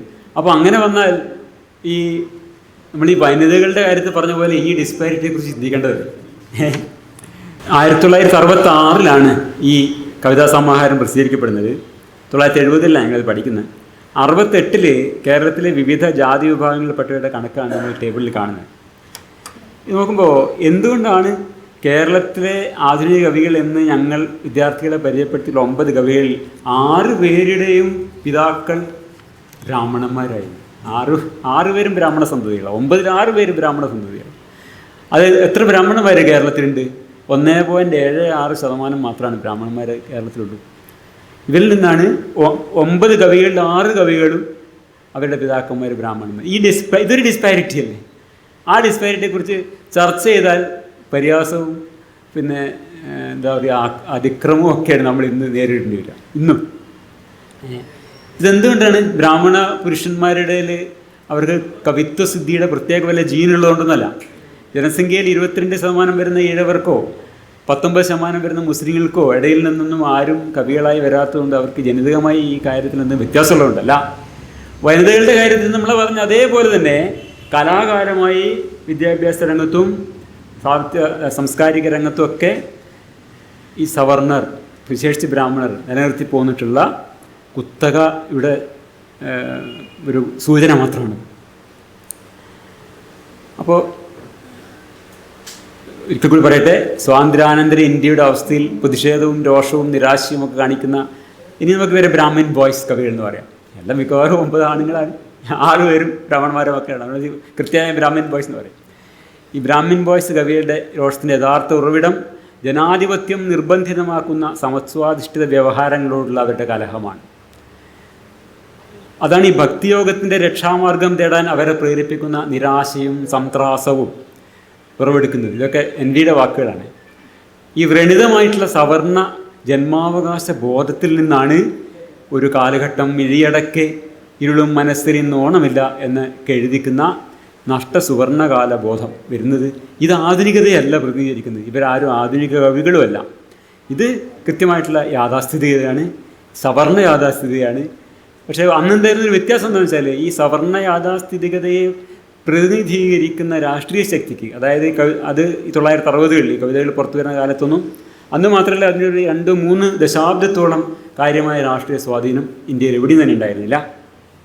ആ കാലത്ത് പോലും ഞാൻ ഓർക്കുന്നുണ്ട്, സുഗതകുമാരി ജനിച്ചു വളർന്ന ജാതിയുടെ പ്രാതിനിധ്യം അവകാശപ്പെടുന്ന സംഘടനയുടെ സർവീസ് സംഘടനയുടെ പിന്നെ സമ്മേളനത്തിൽ ചെന്നിട്ട് പ്രതാപികളായ രണവീരന്മാരുടെ ചോരയാണ് എൻ്റെ സിരകളിലും ഒഴുകുന്നത് എന്നൊക്കെ സുഗതകുമാരി അന്ന് പ്രസംഗിക്കുന്നുണ്ട്. ഞാനിത് പത്രത്തിൽ അന്ന് വായിച്ചിട്ട് അന്ന് സുഗതകുമാരിയുടെ വലിയ ആരാധനയാണ്. എനിക്ക് വലിയൊരു സങ്കോചം തോന്നി. ഇങ്ങനെയൊക്കെ പറയാൻ പാടുണ്ടോ, ഇങ്ങനെയൊക്കെ പറയാമോ നമ്മൾ നാളെ കാണേണ്ടത് അന്ന് എനിക്ക് തോന്നിയിട്ടുണ്ട്. പക്ഷെ അത് അതിലപ്പം നമുക്ക് കണ്ടെടുക്കാൻ പറ്റില്ല. എൻ്റെ ഓർമ്മയാണ്. ആ പത്രം ഏത് കൊല്ലത്താണ് എനിക്ക് ഓർമ്മയില്ല. പക്ഷെ ഞാൻ ആ പത്രവാർത്തകൾ ഓർക്കുന്നത് പോലെ തിരുവിതാംകൂറിലെ ഒരു രാജകുടുംബത്തെ സുഗതകുമാരി ഇൻ്റർവ്യൂ ചെയ്ത, രാജകുടുംബാംഗത്തെ സുഗതകുമാരി ഇൻ്റർവ്യൂ ചെയ്തതിനെ കുറിച്ചിട്ട് കെ ഷാജി എന്നൊരു പത്രപ്രവർത്തകൻ, എനിക്ക് അദ്ദേഹത്തെ പരിചയമില്ല, ടൈംസ് ഓഫ് ഇന്ത്യയുടെ കോയമ്പത്തൂർ ബ്യൂറോ ചീഫ് അങ്ങാനാണ്. മറ്റു നിരക്കൊന്നും അറിയില്ല കേട്ടോ, അദ്ദേഹത്തിൻ്റെ രാഷ്ട്രീയ നിലപാടെന്ന് എനിക്കറിയില്ല. അദ്ദേഹം എഴുതിയ ഒരു ലേഖനം ഞാൻ സന്ദർഭവശാൽ കാണാനിടയായി. അത് സുഗതകുമാരിയുടെ ചരമത്തെ തുടർന്നിട്ട് എഴുതിയിട്ടുള്ള ലേഖനമാണ്. അതിൻ്റെ തലക്കെട്ടതാണ് ജനാധിപത്യത്തെക്കാൾ രാജാധിപത്യത്തെ ഇഷ്ടപ്പെട്ട കവി. സുഗതകുമാരിയുടെ രാഷ്ട്രീയം വിചാരണ ചെയ്യപ്പെടുമ്പോഴാണ് ലേഖനത്തിൻ്റെ തലക്കെട്ട്. ആ ലേഖനത്തിൻ്റെ ആദ്യ ഭാഗം ഞാൻ ഇന്ന് വായിക്കാം. എന്തൊരു തരം മനോവൃത്തിയാണ് ഇവർ പുലർത്തിയിരുന്നത്. അതേസമയം ആധുനികർ എന്ന വിളി എല്ലാവരും വിളിക്കുകയും ചെയ്തിരുന്നുള്ളത് പറയാൻ വേണ്ടി ഞാൻ ഇടയ്ക്കിടെ ഈ വിചിത്രമായ കാര്യങ്ങൾ ഇങ്ങനെ എടുത്തു കാണിക്കാൻ ശ്രമിക്കുന്നത്. ജീവൻ ടി വിയുടെ ആരംഭകാലത്തായിരുന്നു എന്നാണ് ഓർമ്മ. തിരുവിതാംകൂർ രാജകുടുംബത്തിലെ ആ സമയത്ത് ജീവിച്ചിരുന്ന ഏതോ പരമ്പരാവകാശിയായ വൃദ്ധനെ കവയിത്രി സുഗതകുമാരി ചാനലിന് വേണ്ടി അഭിമുഖം ചെയ്യുന്നു. പാവം മാനവ ഹൃദയങ്ങളുടെ കവിയുടെ മുഖത്ത് വലിയ തോതിലുള്ള ഭക്തിയും വിധേയത്വവും പ്രകടമായിരുന്നു. എനിക്ക് ഒരു സംശയവുമില്ല, വളരെ കൃത്യമായിട്ടുണ്ടാവും. പൊന്നുതമ്പുരാൻ എന്നായിരുന്നു അവർ അദ്ദേഹത്തെ അഭിസംബോധന ചെയ്യുന്നത്. തർക്കമില്ല, അങ്ങനെ വിളിച്ചിട്ടുണ്ടാവും. ചോദ്യങ്ങൾക്കിടയിലെല്ലാം ജനാധിപത്യത്തോടും അതിലെ നേതാക്കളോടും രാഷ്ട്രീയ പ്രസ്ഥാനങ്ങളോടുമുള്ള അതൃപ്തി നിറച്ചിരുന്ന അവർ രാജഭരണമായിരുന്നു നല്ലത് എന്ന് വളരെ കൃത്യമായി തന്നെ അഭിമുഖത്തിനിടയിൽ പറഞ്ഞു വെക്കുന്നുണ്ടായിരുന്നു. നാട്ടിൽ കാലാകാലങ്ങളിൽ ഉണ്ടായിട്ടുള്ള സകല ജീർണതകളുടെയും ഉത്തരവാദിത്വം ജനാധിപത്യത്തിന് മേൽ അവർ വെച്ചുകെട്ടാൻ ശ്രമിക്കുകയും ചെയ്തിരുന്നു. അപ്പോൾ അവിടെ നിന്നാണ് ഈ ഒരു കാലഘട്ടം മിഴിയടക്കെ ഇരുളും മനസ്സിൽ നിന്ന് ഓണമില്ല, ഇനി ഈ മനസ്സിൽ കവിതയില്ല എന്നൊക്കെയുള്ള ഈ സവർണ ഗൃഹാധിപത്യം വഴിഞ്ഞൊഴുകുന്ന വരികൾ വരുന്നത്. അവരുടെ സ്വാഭാവികമായിട്ടുള്ള ഒരു പെരുമാറ്റമാണ് നമ്മളിവിടെ ആ റിപ്പോർട്ടിൽ കാണുന്നത്, ഇൻ്റർവ്യൂവിൽ കാണുന്നത്. അതുവരെ ആ 90 പേരിൽ വരെ ശക്തമല്ലാതിരുന്ന ഹിന്ദു രാഷ്ട്രീയം അഥവാ മേൽജാതി രാഷ്ട്രീയം, രണ്ടും ഒന്ന് തന്നെ. ഹിന്ദുത്വ രാഷ്ട്രീയം വെച്ചാൽ മേൽജാതി രാഷ്ട്രീയം തന്നെ, അതിന് വേറെ ഒരു ഇതൊന്നുമില്ല. അത് പിൽക്കാലത്ത് ശക്തമായപ്പോൾ സുഗതകുമാരിക്ക് അവരുമായി സഹകരിക്കാൻ യാതൊരു പ്രയാസവും ഉണ്ടായില്ല. സുഗതകുമാരിയുടെ ചരമവേളയിൽ ശ്രീ കുമ്മനം രാജശേഖരൻ ജന്മഭൂമിയിൽ എഴുതിയ ലേഖനമാണ് ആർദ്രമായ ഹൃദയം അചഞ്ചലമായ പോരാട്ടം എന്ന തലക്കെട്ടിനൊപ്പം ചിത്രം കാണാം. അവിടെ ബാലഗോകുലത്തിൻ്റെ ശോഭായാത്രയെ വളരെ ഭക്ത്യാവേശപൂർവമായ തൻ്റെ സാന്നിധ്യം കൊണ്ട് അനുഗ്രഹിക്കുന്ന സുഗതകുമാരിയുടെ ഒരു ഫോട്ടോ നമുക്കവിടെ കാണാം. ആ ലേഖനത്തിൽ ശ്രീ കുമ്മനം രാജശേഖരൻ പറഞ്ഞ ചില വാചകങ്ങളെ ഉദ്ധരിക്കാം. ദീർഘനാളുകളോടെ ഞങ്ങൾ ഒരുമിച്ച് പ്രവർത്തിച്ചു. പൊതുവിഷയങ്ങളിൽ ചേച്ചി പറഞ്ഞു വന്ന പാഠങ്ങൾ ഒരിക്കലും മറക്കാനാവില്ല. ശാസിച്ചും ശിക്ഷിച്ചും ഉപദേശിച്ചും പ്രോത്സാഹിപ്പിച്ചും മാതൃനിർവിശേഷമായ സ്നേഹത്തോട് മുന്നോട്ട് നയിച്ചു. ആ ശബ്ദം നിലച്ചു, ദീപം അണഞ്ഞു. പക്ഷെ ഇതുണ്ടാക്കിയ പരിവർത്തനത്തിൻ്റെ അലവലികൾ നിലക്കില്ല. എന്നും പ്രേരണക്കായി പ്രചോദനമായി ഹൃദയാന്തരാളത്തിൽ നിലനിൽക്കും. വരും തലമുറയുടെ സുഗതിക്ക് അത് അക്ഷയഖനിയായി അവശേഷിക്കും. ഇന്നിപ്പോൾ സുഗതകുമാരി എന്നത് കേരള ഹിന്ദുത്വ വലതുപക്ഷത്തിൻ്റെ ഒരു ഐക്കണാണ്. നവതി ആഘോഷ സമാപന സമ്മേളനത്തെക്കുറിച്ചുള്ള ഒരു റിപ്പോർട്ടാണത്. ഇത് കേവലം സുഗതകുമാരി എന്നൊരു വ്യക്തിയുടെ മാത്രം പ്രത്യേകതയായിട്ടല്ല ഞാൻ കാണുന്നത്. ആധുനിക കവികൾ എന്ന പേരിൽ കേരളത്തിൽ 1960കളിൽ പ്രത്യക്ഷപ്പെട്ടിട്ടുള്ള സവർണ ഗൃഹാതിരത്വക്കാർ അവരാണ് ഈ ആധുനിക കവികൾ എന്ന മലയാളത്തിൽ വന്നിട്ടുള്ള ആൾക്കാർ. അവരുടെ രാഷ്ട്രീയ ധാർമ്മിക ബോധ്യങ്ങൾ അപ്പാടെ ആധുനികതാ വിരുദ്ധവും ബ്രാഹ്മണികവുമായിരുന്നു എന്നതാണ് നമ്മൾ കാണേണ്ട കാര്യം. സുഗതകുമാരിയെ പോലെ ഒരു പരസ്യമായ ഹിന്ദുത്വ സഹയാത്രികരായി ഇവരെല്ലാവരും മാറിയില്ല എന്നുള്ളത് യാദൃച്ഛികമാണ്. ചിലർക്ക് അതിനുള്ള അവസരം കിട്ടിയിട്ടില്ല. പലരും ഇത് ഹിന്ദുത്വ പ്രവർത്തനങ്ങൾ, ഹിന്ദുത്വ രാഷ്ട്രീയ പ്രവർത്തനം ഇത്രയൊക്കെ സജീവവും പിന്നെ എന്താ പറയുക പ്രകടവും ആവുന്നതിന് മുമ്പ് തന്നെ മരിച്ചു പോയിട്ടുണ്ട് പല ആൾക്കാരും. അപ്പോൾ ഇതിലേറെക്കുറെ എല്ലാ കവികളിലും ആധുനികത വിരുദ്ധതയും സവർണ സുവർണ ഭൂതകാലത്തുള്ള അഭിനിവേശവും ഒക്കെ തന്നെയാണ് നമ്മൾ കാണുക. കാരണം ഇത് ഒരു വ്യത്യാസവുമില്ല. ഇവരുടെ മനോവൃത്തി തന്നെയാണ് അവരുടെ രാഷ്ട്രീയമായി പ്രകടിപ്പിക്കപ്പെടുന്നത്. ഇപ്പോൾ സുഗതകുമാരി ബാലഗോകുലം ശോഭായാത്രയിലെ കൃഷ്ണനെ വാരിപ്പുടർന്ന് ഇത് നമ്മൾ കാണുന്നില്ലേ? അത് അവരുടെ കവിതകളിൽ എമ്പാടും കാണുന്ന കൃഷ്ണഭക്തിയുടെ രാഷ്ട്രീയ ആവിഷ്കാരം തന്നെയാണ്. കൃഷ്ണൻ ഭയങ്കര എന്ത് പൊട്ടൻഷ്യലാണ്, സബ്വേഴ്സീവ് പൊട്ടൻഷ്യലുള്ള ദൈവമാണ്. ഇതൊക്കെ ശുദ്ധമേ അസംബന്ധമാണ്. ഈ കൃഷ്ണനെ വെച്ചിട്ടൊന്നും ഒരു മണ്ണാമട്ടി ഒരു വിപ്ലവവും നടക്കില്ല. കൃഷ്ണനെ വെച്ചിട്ട് നടക്കുന്ന ഒറ്റ രാഷ്ട്രീയം ഇന്നത്തെ രാഷ്ട്രീയമാണ്. അപ്പോൾ ഈ സുകുമാരിയുടെ കൃഷ്ണ കവിതകൾ എന്ന് പറഞ്ഞിട്ട് പ്രസിദ്ധീകരിക്കപ്പെട്ടു പോലുണ്ട്. ഇത് രാഷ്ട്രീയക്കാരിൽ എന്നതുപോലെ കവികളിലും കൃഷ്ണഭക്തി എന്നത് കൃത്യമായ യാഥാസ്ഥിതിക രാഷ്ട്രീയ വിവക്ഷകളുള്ള ഒരു പ്രതിഭാസമാണ്. അത് സൂചിപ്പിച്ചുകൊണ്ടാണ് നമുക്ക് ഇനി അടുത്ത കവിയിലേക്ക് കടക്കാനുള്ളത്. ഈ നമ്മളെ കൃഷ്ണ കവിതകളൊക്കെ പറഞ്ഞ പോലെ ഇതേ ഭക്തിയും അതിൻ്റെ സ്വാഭാവിക അകമ്പടിയായ ഹിന്ദുത്വ രാഷ്ട്രീയ അനുഭവം അതാണ് നമുക്ക് അടുത്ത കവിയിലും കാണാൻ പറ്റുക. അപ്പം ഞാൻ പറഞ്ഞ ഇതാണ്, ഈ കൃഷ്ണഭക്തി നാമഭക്തി എന്നൊക്കെ പറഞ്ഞിട്ട് ഏതൊരാൾ വന്നാലും അയാൾ എന്ത് രാഷ്ട്രീയമാണെങ്കിലും അത് കാവ്യ രാഷ്ട്രീയം തന്നെ. അയാളുടെ കൊടിയിടുന്ന എന്തായാലും ഒരു തർക്കമൊക്കെ ആയിരുന്നില്ല. കാരണം അത് അതേ സാധിക്കും. നിങ്ങൾക്ക് ഇതിൻ്റെ അകത്ത് നിന്ന് വേറെ ഒന്നും ഉണ്ടാക്കാൻ പറ്റില്ല. എരിഞ്ഞിൽ മരത്തിൽ നിന്ന് നിങ്ങൾക്ക് മുന്തിരിപ്പഴങ്ങൾ പറിക്കാൻ പറ്റില്ല എന്ന് പറഞ്ഞ പോലെയാണ്. അങ്ങനെ ഈ ഭക്തി കൃഷ്ണഭക്തി തന്നെ രാമഭക്തിയിൽ നിങ്ങൾക്ക് ഒരു തരത്തിലുള്ള ആധുനിക രാഷ്ട്രീയവും ജനാധിപത്യവും പറിച്ചെടുക്കാൻ പറ്റില്ല. അയാൾക്ക് ഒഴിച്ച് മൂടിയിടനെ അപ്പുറത്തേക്ക് കടക്കാൻ പറ്റുള്ളൂ. അങ്ങനെ പറയുന്ന ഒരു കക്ഷിയുമില്ല, അങ്ങനെ പറയാൻ ഒരാളുമില്ല. നമ്മളെ ഏറ്റവും ഇടതുപക്ഷമെന്ന് സ്വയം അവകാശപ്പെടുന്ന ഏറ്റവും ശക്തിയുള്ള രാഷ്ട്രീയ പ്രസ്ഥാനങ്ങൾ പോലും ഇതൊക്കെ അവിടെ നിന്നോട്ടെ, അതൊക്കെ നമുക്ക് സ്വാംശീകരിക്കാം, നമുക്കും അതിൻ്റെ പങ്കാളികളാവാം എന്നാണ് പറയുന്നത്. അവിടെയാണ് അബദ്ധം. ഇത് കുഴി വെട്ടി മൂടി തന്നെ മുന്നോട്ട് പോകാൻ പറ്റുള്ളൂ. അപ്പോൾ അടുത്ത കവി ആണ് എൻ കക്കാട്. നാരായണൻ നമ്പൂതിരി കക്കാട് എൻ കക്കാട്. ഹിന്ദുത്വ വലതുപക്ഷത്തിന് രാഷ്ട്രീയ അധീശത്വം നേടാൻ കഴിഞ്ഞിട്ടില്ലായിരുന്ന കാലമായിരുന്നു അദ്ദേഹത്തിൻ്റെ ജീവിതകാലം എന്ന് പറയാം. 1927 ജനിച്ച അദ്ദേഹം 1987 അന്തരിച്ചു. പുതുമുദ്രകൾ എന്ന സമാഹാരത്തിൽ എൻ കക്കാടിൻ്റെ കൊടുത്തിട്ടുള്ള കവിതകളിലൊന്ന് തീർത്ഥാടനം എന്നുള്ള കവിതയാണ്.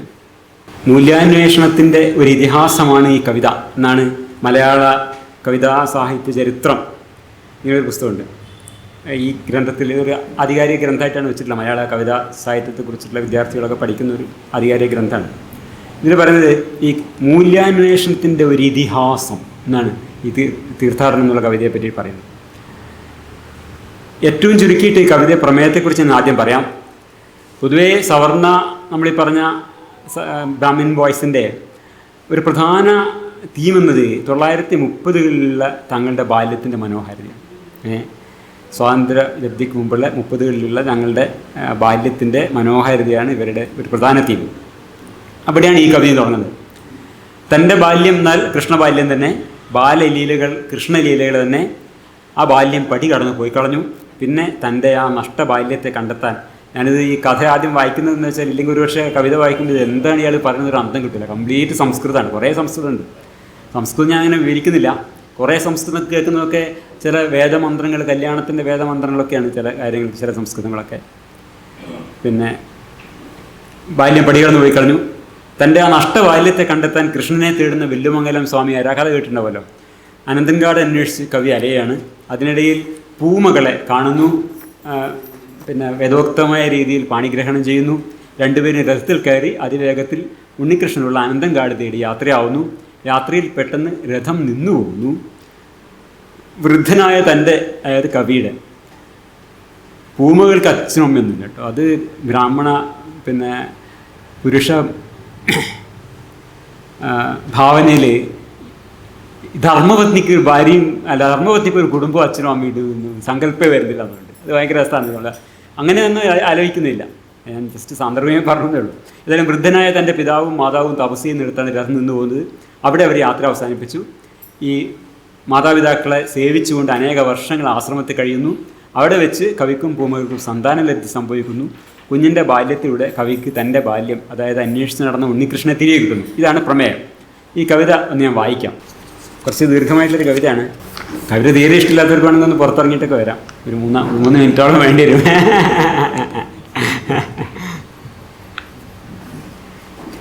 കിങ്ങിണി കെട്ടി ചിലങ്ക ചാർത്തി കങ്കണമണിമാലകളാടി കിളിന്തു ചുണ്ടിൽ പുഞ്ചിരി തൂടി കളിമ്പമാർന്നൻ മടിയിലിരിക്കും പ്രിയദർശനനാമെൻ മോക്ഷത്തെ കണ്ണിറയെ കണി കണ്ടേൻ ഇന്നലെ ഇടവം കൊണ്ടന്നം നൊട്ടി നുണച്ചോരൻ ബാല്യത്തെ ആനന്ദം കൊണ്ടിട നെഞ്ചിടയെ കണ്ണീരുതിര കണി കണ്ടേൻ.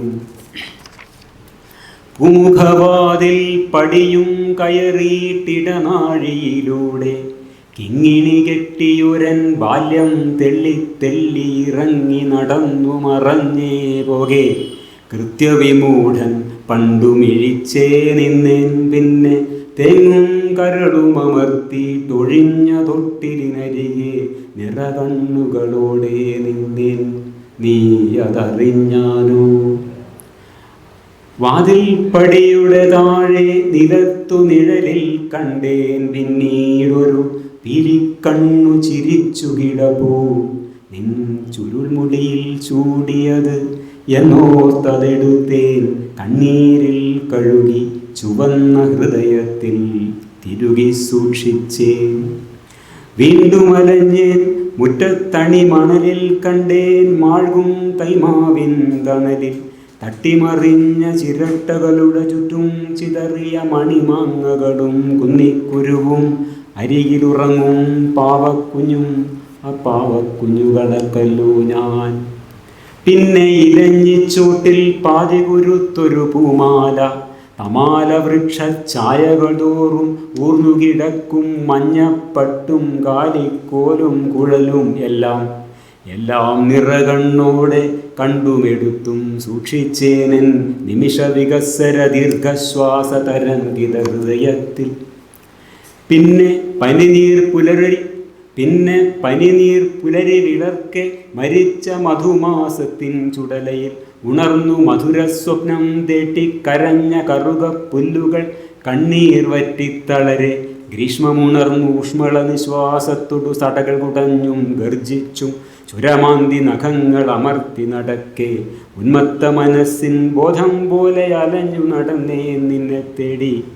വൃന്ദാവന ഭൂവി ഗോഷ്പദമാടി ഹരിത നികുഞ്ചം തോറും തേടി മൂഢമനസായി നിൽക്കെ ദൂരെ കേട്ടേൻ കാലികളുടെ ഗളമണിനാദം കാളിന്തി ജലമൃദുപാദം തേങ്ങി വരും മുരളീഗീതം. കാറ്റുകണക്കവിടേക്കു കുതിച്ചേൻ കരയിൽ വെളുത്ത മണൽത്തിട്ടിൽ പതിഞ്ഞ കാൽപ്പാടുകൾ തോറും വീണുമുരുണ്ടും പൊടിയേറ്റും ശുഭദർശന എന്നു വിളിച്ചും കേണും വാഴ്കെ കേട്ടേൻ കോമള ബാല്യകളാലാപം. കാണണമെന്നാൽ പൂണണമെന്നാൽ അണയുക അനന്തൻ കാട്ടിൽ.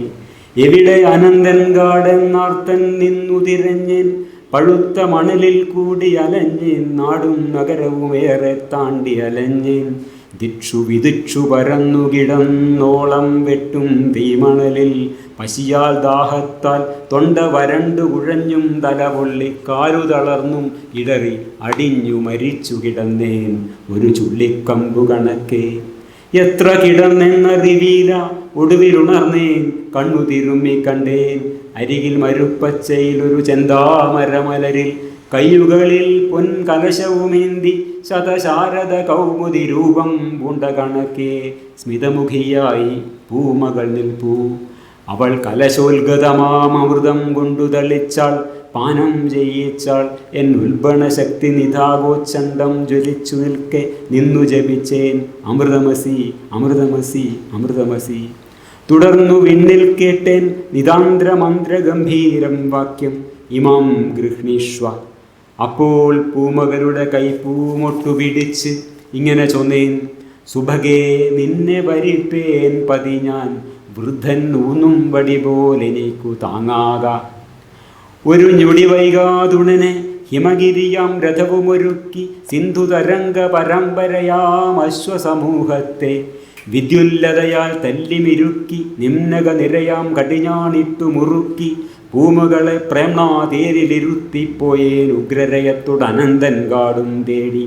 നിരതമാലകൾ ചിതറി കുന്നുകൾ ഉടഞ്ഞു തെരയായി ഹരിതവനങ്ങൾ അരഞ്ഞു ദിക്കുകൾ നിന്നു വിറച്ചു മാമകരഥ ചട്ടിതത്താൽ. സ്വപ്ന സമാനം നാടുകളും നഗരികളും കാടുകളും താണ്ടി കുതിച്ചു പായുമ്പോൾ പൂമകളുടെ ചായരണി പൂച്ചെണ്ടും എൻ ചുമലണി ഉത്തര വസ്ത്രവും ഊർന്നു സഹസ്ര സഹസ്രം യോജന പിന്നിൽ പതിച്ചതും കണ്ടൂറ്റം കൊണ്ടേ പോകെ ഒരു പർണാശ്രമസീമനി നിർഭാഗ്രത്തിൽ തടഞ്ഞു മുട്ടിയിഴന്നു രഥവേഗം. തേർച്ചക്രങ്ങൾ തെറിച്ചു കുതിരകൾ കടിഞ്ഞാണറ്റു വിരണ്ടു തേർത്തട്ടു കുലുങ്ങി കൊടിമരമറ്റു നിലത്തു പതിച്ചു പൂമകളും ഞാനും കുഴഞ്ഞെണീറ്റേൻ അത്ഭുതമെന്തെന്നു വിരഞ്ഞേൻ കണ്ടേൻ മുന്നിൽ യുഗശതദർശനമർന്ന പിതാവ് ആശ്രമഭൂവിൽ ചർമ്മവിരിപ്പിൽ കണ്ണുമടച്ചു തപം ചെയ്യുന്നു അരികിൽ ദർഭവിരിപ്പിലിരിപ്പു ശക്തിമയി ജനയിത്രി സ്വയം വിധാത തപസഫലാനാം ക്വനാപി കാമേന തപശ്ചാര കാണെ കാണെ കരുളു വിടർന്നു കണ്ണുകൾ കൂമ്പി കമിഴ്ന്നു വീണു പിതൃപാദങ്ങളിൽ ഞാനും പൂമകളും സമസ്താപരാധം ക്ഷമസ്വ. അവർക്കു പൂക്കളൊരുക്കി ചീരം തല്ലി ശയ്യ വിരിച്ചും കായ്കനികളറുത്തും ആശ്രമ ഗോവിനമേച്ചും തപസ്സിൽ വാണു വളരെ കാലം പൂമകളും ഞാനും. പിന്നെ ബലിഷ്ഠ ഗ്രീഷ്മങ്ങൾ നനഞ്ഞു തൂങ്ങിയ വർഷങ്ങൾ തെളിഞ്ഞ ശാരദഹംസങ്ങൾ നരച്ചു ചുങ്ങിയ ഹേമന്തങ്ങൾ വർണ്ണച്ചിറകുകൾ വീശിയുയർന്ന വസന്തങ്ങൾ അടുത്തുമുട്ടിയുരഞ്ഞു പറന്നു മറഞ്ഞു കണ്ണിനു മുന്നിൽ അനേകം. ഒരു നിശി പുലരിത്താരമുദിക്കും മുമ്പ് എങ്ങളുറങ്ങും ദർഭവിരിപ്പിന്നരികിൽ അണഞ്ഞു തൊട്ടു വിളിച്ചു ആശ്രമഗോവിൻ പാലുകറന്ന് എങ്ങളെ അമ്പിൽ പാനം ചെയ്യിച്ചു മിഴികളിൽ എഴുതിച്ചു കൊമ്പണി മണ്ണാൽ തിലകം തൊടുവിച്ചു പിതൃദേവതകൾ. അത്ഭുതം അത്ഭുതം അപ്പോൾ എവിടുന്നറിയാതോടി വരുന്നു പിതാവിൻ മരവുരിയിൽ തൂങ്ങുന്നു ദീർഘശ്മശ്രു പിടിച്ചു വലിച്ചാടുന്നു കങ്കണമണി റിംഘണനാദമുതിർക്കുന്നു കങ്കണമണിരിംഘണനാദമുതിർക്കുന്നു എൻ കിങ്ങിണി കെട്ടിയ ബാല്യം. അറിയാതെങ്ങൾ ഉറക്കക്കേണു മാറുക മിഴിനീരെ ഞാനീ തകൃതിക്കാരനെ മിഴിനിറയെ കാണട്ടെ. ഞങ്ങളിൽ അലിവാർന്നാകണം അവനെ പൂമകളുടെ മടിയിലിരുത്തി ജനയിത്രി.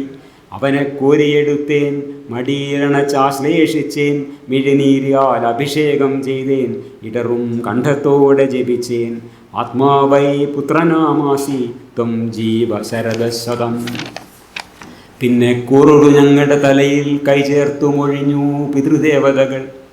ദോഷമിയെന്നു ഞങ്ങൾക്ക് ആകുലമെന്നേ പോയാലും ഇന്നവൻ അരമണി കെട്ടി ചിലങ്ക ചാർത്തി കങ്കണമണി മാലകളാടി കിളിന്തു ചുണ്ടിൽ പുഞ്ചിരി തൂകി കളിമ്പമാർന്നൻ മടിയിലിരിപ്പു അരികിൽ ശരശാരദ കൗമുദി രൂപം പൂണ്ട കണക്കെ നനഞ്ഞ പുലരിക്കതിരു കണക്കെ നിറഞ്ഞ കണ്ണുകളോടെ നിൽപ്പൂ പൂമകളും. ഇതാണ് കവിത. ഇത് പിന്നെ മൂല്യാന്വേഷണത്തിൻ്റെ ഇതിഹാസം എന്ന് പ്രൊഫസർ ലീലാവതി പറഞ്ഞത് തെറ്റൊന്നുമില്ല. ഒരുതരം മൂല്യത്തിനുള്ള അന്വേഷണം തന്നെയാണിത്. പക്ഷേ ഏത് മൂല്യമാണ് അന്വേഷിച്ച് കണ്ടെത്തുന്നത് എന്നുള്ളിടത്താണ് എനിക്ക് അഭിപ്രായ വ്യത്യാസം. ഇതൊരു തരം മൂല്യാന്വേഷണത്തിൻ്റെ ഇതിഹാസം തന്നെയാണ്. യുഗശതദർശനമാർന്ന പിതാക്കളുടെ പൂർവ്വപിതാക്കളുടെ പാദങ്ങളിൽ കമന്നു വീഴുക, സമസ്താപരാധം ക്ഷമസ്വെന്ന് അർഹിക്കുക, ചർമ്മവിരിപ്പിൽ കണ്ണുമടച്ച് തപസ് ചെയ്യുക, അവരുടെ വഴി പിന്തുടരുക എന്നതാണ് ആകുലത ഒഴിയാനുള്ള മാർഗം എന്നാണ് ഈ മൂല്യാന്വേഷണ ഇതിഹാസത്തിൻ്റെ സന്ദേശം. ഇത് ആധുനിക സന്ദേശമല്ല. കണ്ണടച്ചിരുന്ന് തപസ് ചെയ്യുക എന്ന ഈ മനനമാർഗമൊക്കെ വെറും നിഷ്പ്രയോജനമാണ്. ഒരു കാര്യവുമില്ല. നിരീക്ഷണവും യുക്തിയധിഷ്ഠിതമായ ചിന്തനവും കൊണ്ടല്ലാതെ ഒരു വിജ്ഞാനവും ഒരു തരത്തിലും കിട്ടാൻ പോകുന്നില്ല. Science is the only way of knowledge എന്നുള്ളത് ആധുനികതയ്ക്ക് ഒരു തർക്കമില്ല. അതാണ് ആധുനികത തിരിച്ചറിവ്. അറിവിൻ്റെ കാര്യത്തിലായാലും ധാർമ്മികതയുടെ കാര്യത്തിലായാലും പുരാതന മനുഷ്യരെ അപേക്ഷിച്ച് സമകാലിക മനുഷ്യർ പുരോഗതി നേടിയിട്ടുണ്ട്. അവർ വേണമെങ്കിൽ നമ്മുടെ കാലിൽ വീഴണമെങ്കിൽ മുന്നുള്ള ആൾക്കാർ, അല്ലാണ്ട് നമ്മളവരെക്കാളും മോശമല്ല. ആരും കാലിൽ വീഴണ്ട, അത് വേറെ വിഷയം. അപ്പോൾ ഈ പുരാതനയുടെ കാലിൽ വീഴുക എന്നുള്ളത് തീർത്തും ആധുനിക വിരുദ്ധമാണ്. ഒരു അർത്ഥത്തിലും അവരർഹിക്കുന്നില്ല. അങ്ങനെ ഒരു മനുഷ്യനും അർഹിക്കുന്നില്ല. എല്ലാവരും മനുഷ്യനും സമരാണ്. ഞാൻ പറഞ്ഞു വന്നതെന്ന് വെച്ചാൽ അറിവിൻ്റെ കാര്യത്തിലായാലും ധാർമ്മികതയുടെ കാര്യത്തിലായാലും ധാർമ്മിക പുരോഗതി എന്നൊന്ന്, അറിവിലുള്ള പുരോഗതി എന്നൊന്ന്, അതാണ് അടിസ്ഥാനപരമായ ആധുനികതയുടെ തിരിച്ചറിവ്. പുരോഗതിയാണ്, തിരിച്ചല്ല. ഇത് യുഗദശര ദർശനം പറഞ്ഞ പിതാവിൻ്റെ കാലിൽ പോയിട്ട് വീഴാനാണ് പറയുന്നത്. ഇപ്പം ഈ വളരെ അന്തസാരശൂന്യമായ ഇത്തരം ബ്രാഹ്മണിക ഭാവനാലോകങ്ങളിൽ വിഹരിക്കുന്ന സവർണ കവികളെ മാത്രമല്ല, അത്തരം കവികളെ കവിതകളെ മൂല്യാന്വേഷണത്തിൻ്റെ ഇതിഹാസം എന്നൊക്കെ സ്തുതിക്കുന്ന നിരൂപകരെയും കൂടി മാറി നടന്നാൽ മാത്രമേ നമുക്ക് ആധുനികമായിട്ടുള്ള സംവേദനശേഷം മലയാളത്തിൽ രൂപപ്പെടുത്താൻ പറ്റുള്ളൂ. ഇതിൽ നമ്മൾ ഒരു ഇമേജിങ്ങൾ ഓർമ്മയുണ്ടാവും. പശുവിൻ്റെ പാല് കണ്ണിലെഴുതുകയും പശുവിൻ്റെ കൊമ്പിലെ മണ്ണുകൊണ്ട് നെറ്റിയിൽ കുറിയിടുകയും ചെയ്യുന്ന മനുഷ്യനാണ് കക്കാട് നാരായണൻ നമ്പൂരി തൻ്റെ മൂല്യാന്വേഷണ ഇതിഹാസത്തിൻ്റെ ലക്ഷ്യബിന്ദുവിൽ വരച്ചു വെക്കുന്നത്. സമകാലിക കേരളീയ വെച്ചാൽ ആധുനിക മലയാളി അങ്ങനെ ഒരു വിഡ്ഢി ആവരുത് എന്നാണ് നമ്മൾ വിചാരിക്കുന്നത്. അപ്പോൾ അന്തങ്ങനെയൊക്കെ ചെയ്തിട്ടുണ്ടാവും. അത് ആ വിഡ്ഢിത്തം നമ്മൾ ആവർത്തിക്കാൻ പാടില്ല എന്നാണ് നമ്മൾ തീരുമാനിക്കേണ്ടത്. ഈ ഇങ്ങനെ നമ്മുടെ സമകാലിക സമൂഹത്തെ ഇങ്ങനെ ഒരു വിഡ്ഢികൾ സമൂഹമാക്കാനുള്ള ശ്രമം നടക്കുന്നുണ്ട്. അത് കുറേയൊക്കെ ഫലപ്രദമാകുന്നുണ്ട്. വേറൊരു കാര്യം, അപ്പോൾ നമ്മളിവിടെ കാണുന്നത് വളരെ മായികമായിട്ടുള്ളൊരു ലോകവീക്ഷണമാണ്. ആധുനിക ലോകവീക്ഷണം എന്ന് പറയുന്നത് നമ്മൾ മുമ്പ് പറഞ്ഞിട്ടുള്ളത് മായികതാ വിമുക്തമാണ്. ഇവരുടെ ഇപ്പം ഈ ലോകവീക്ഷണം അനുസരിച്ചിട്ട്, ഇപ്പം നമ്മളിപ്പോൾ ഈ കക്കാടിൻ്റെ ഈ കവിതയിൽ കാണുന്ന ലോകവീക്ഷണം അനുസരിച്ചിട്ട് പ്രപഞ്ചത്തിനൊരു ധാർമ്മിക വ്യവസ്ഥയുണ്ട്, ഒരു മോറൽ ഓർഡർ ഉണ്ട്. ആ ധർമ്മത്തിന് ഗ്ലാനി സംഭവിക്കുമ്പോഴാണ് ഈ സോക്കോൾഡ് പ്രപഞ്ചശക്തി അതിൽ ഇടപെടുകയും ധർമ്മത്തെ സംസ്ഥാപനം ചെയ്യുകയും ചെയ്യുന്നത്. നമുക്ക് പല പല ഈ ആഖ്യാനങ്ങൾ നമ്മൾ കേൾക്കുന്നുണ്ടത്. ഉദാഹരണത്തിന് ബ്രാഹ്മണരെ മാനിക്കാത്ത, ബ്രാഹ്മണരുടെ സുഖത്തിന് ഭംഗമുണ്ടാക്കുന്ന അസുരന്മാർ നിഗ്രഹിക്കപ്പെടുന്ന കഥ നമ്മൾ, അതാണ് ആ പഴയ ഒരു നെറേറ്റീവ് എന്ന് പറഞ്ഞത്.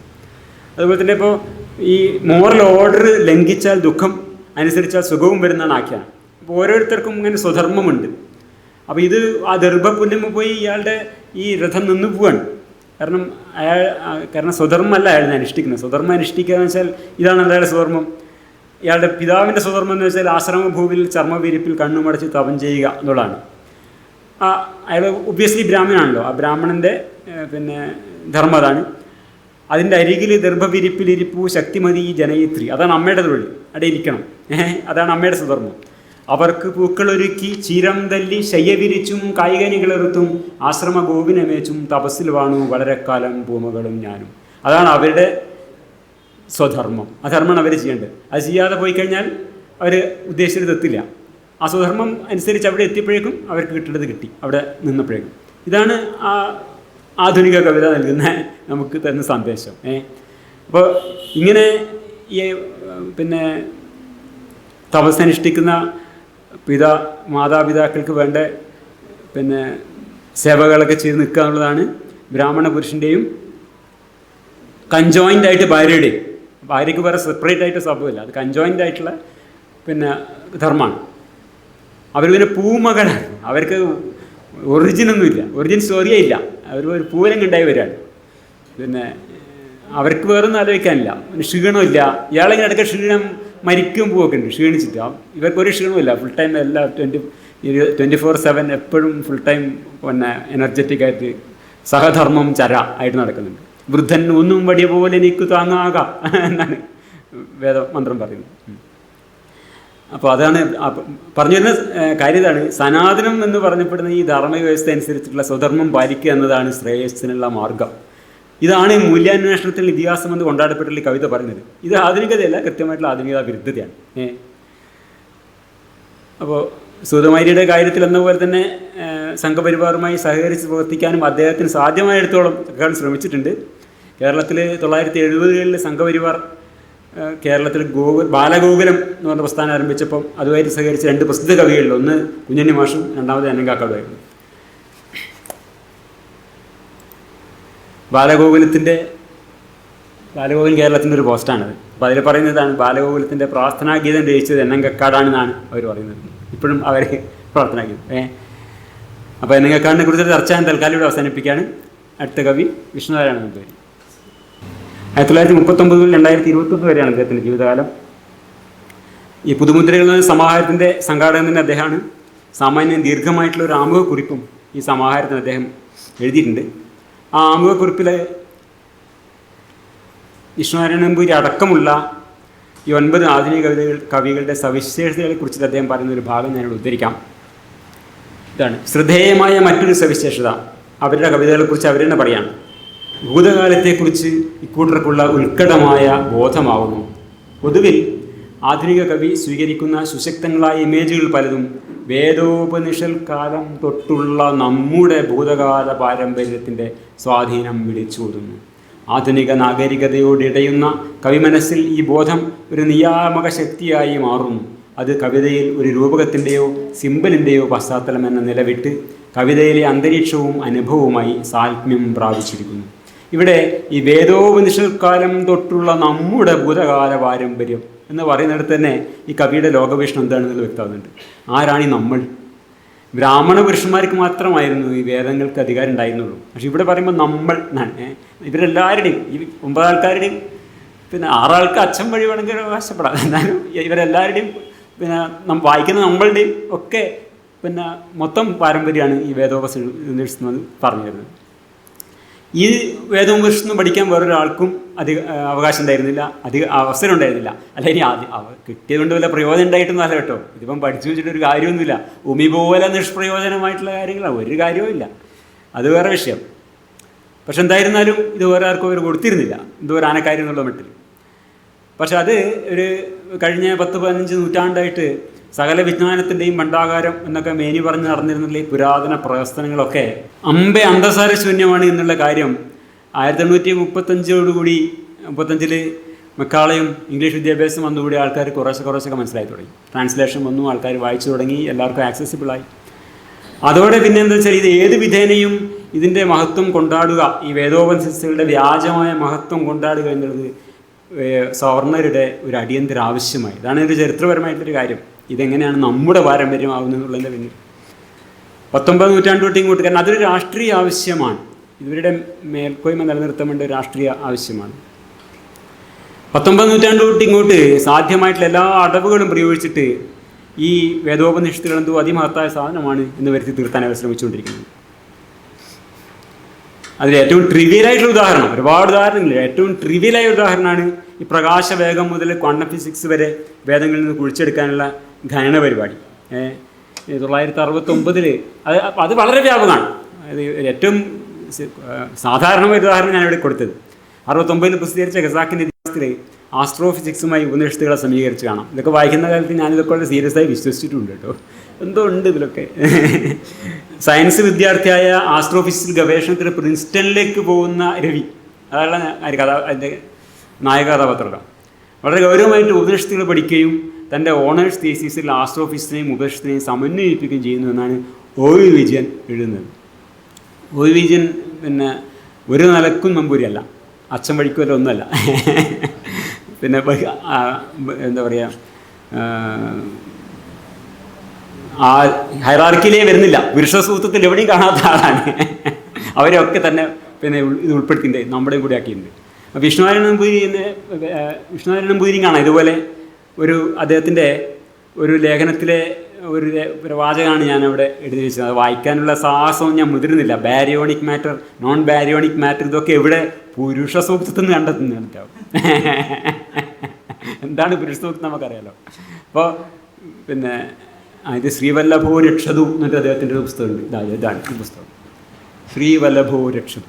നമ്മുടെ ആധുനിക കവിയുടെ ഒരു കവിതയാണിത്, ശ്രീവല്ലഭോ രക്ഷതു. അദ്ദേഹം ശാന്തിക്കാരനായിരുന്നു. റിട്ടയർ ചെയ്ത ശേഷം ഇംഗ്ലീഷ് വിദ്യാഭ്യാസം ഇംഗ്ലീഷ് ഡിപ്പാർട്ട്മെൻറ്റ് ഹെഡായി റിട്ടയർ ചെയ്ത ശേഷം അദ്ദേഹം പിന്നെ ഈ ശ്രീവല്ലഭ ക്ഷേത്രത്തിലെ പുറപ്പെടാ ശാന്തിയായിട്ട് കഴിയുന്നുണ്ട് ഒരു 3 വർഷങ്ങൾ. ആ സമയത്തുള്ള കവിതയാണ്. അപ്പോൾ അതിൽ പറഞ്ഞാണിത് ഈ ഇതൊക്കെ. അപ്പോൾ കഴിഞ്ഞ 2 നൂറ്റാണ്ടായിട്ട് ഈ ദയാനന്ദ സരസ്വതിയും വിവേകാനന്ദനും തുടങ്ങിയിട്ടുള്ള അവരുടെ ആമുഖത്തിൽ ആരംഭിച്ച ഇന്ത്യൻ കൗണ്ടർ എൻലൈറ്റൻമെൻറ്റിൻ്റെ ഭാഗമായി നടന്നിട്ടുള്ള ഇന്നും തുറന്നു വരുന്ന ഈ വേദ ഉപനിഷത്ത് മഹത്വവൽക്കരണം എന്ന ബ്രാഹ്മണിക് പ്രൊജക്റ്റിൻ്റെ ആത്മാർത്ഥ വളണ്ടിയറാണ് കൃഷ്ണനാരായണ നമ്പൂതിരി എന്ന കാര്യമാണ് ഞാൻ ഇതിനോട് സൂചിപ്പിക്കാൻ ശ്രമിച്ചത്. അതിലേക്കൊണ്ട് വിശദമായിട്ട് വരുന്നുണ്ട്. അപ്പോൾ വേദോപനിഷത്ത് കാലം തൊട്ടുള്ള നമ്മുടെ ഭൂതകാല പാരമ്പര്യം എന്ന പ്രയോഗത്തെക്കുറിച്ച് നമ്മൾ പറഞ്ഞു വന്നത്. അതിലെ ഈ നമ്മൾ എന്നത് പരമ്പരാഗതമായിട്ട് ബ്രാഹ്മണ പുരുഷന്മാർ മാത്രമാണ് നമ്മൾ പറഞ്ഞു. ഇന്ത്യൻ ഈ പ്രതിജ്ഞാനോദയ പ്രൊജക്റ്റിൻ്റെ ഒരു ടാസ്ക് എന്താണെന്ന് പറഞ്ഞാൽ ഈ നമ്മൾ ആരാണ് എന്നതിനെ വിപുലീകരിക്കാനുള്ള ശ്രമം. അതിൽ നമ്പൂതിരി മുതൽ നയാടി വരെയുള്ള സകലരുടെയും പൊതു പാരമ്പര്യമാണ് ഈ വേദോപനിഷത്തുകളെന്ന് ആഖ്യാനം വരുന്നത്. അങ്ങനെയാണ് OV വിജയനൊക്കെ ഈ ചൂണ്ടയും വിഴുങ്ങിയിട്ട് ഇങ്ങനെ നടക്കുന്നത്. ഈ വേദോപനിഷത്തും നമ്മുടെ പാരമ്പര്യമല്ല, സമത്വത്തിനും സാഹോദര്യത്തിനും ഒരിടവും കൽപ്പിക്കാത്ത ഈ പുരാതന ഭാവനാ സൃഷ്ടികൾ അർഹിക്കുന്നത് അനീഹിലേഷൻ ഓഫ് കാസ്റ്റ് എന്ന പ്രസംഗത്തിൽ ഡോക്ടർ BR അംബേദ്കർ പറഞ്ഞ ഡയനമിറ്റ് പ്രയോഗം മാത്രമാണ് എന്ന പ്രയോഗം. ആ തിരിച്ചറിവാണ് യഥാർത്ഥത്തിൽ എന്ത് ആധുനികതയുടെ തിരിച്ചറിവ്.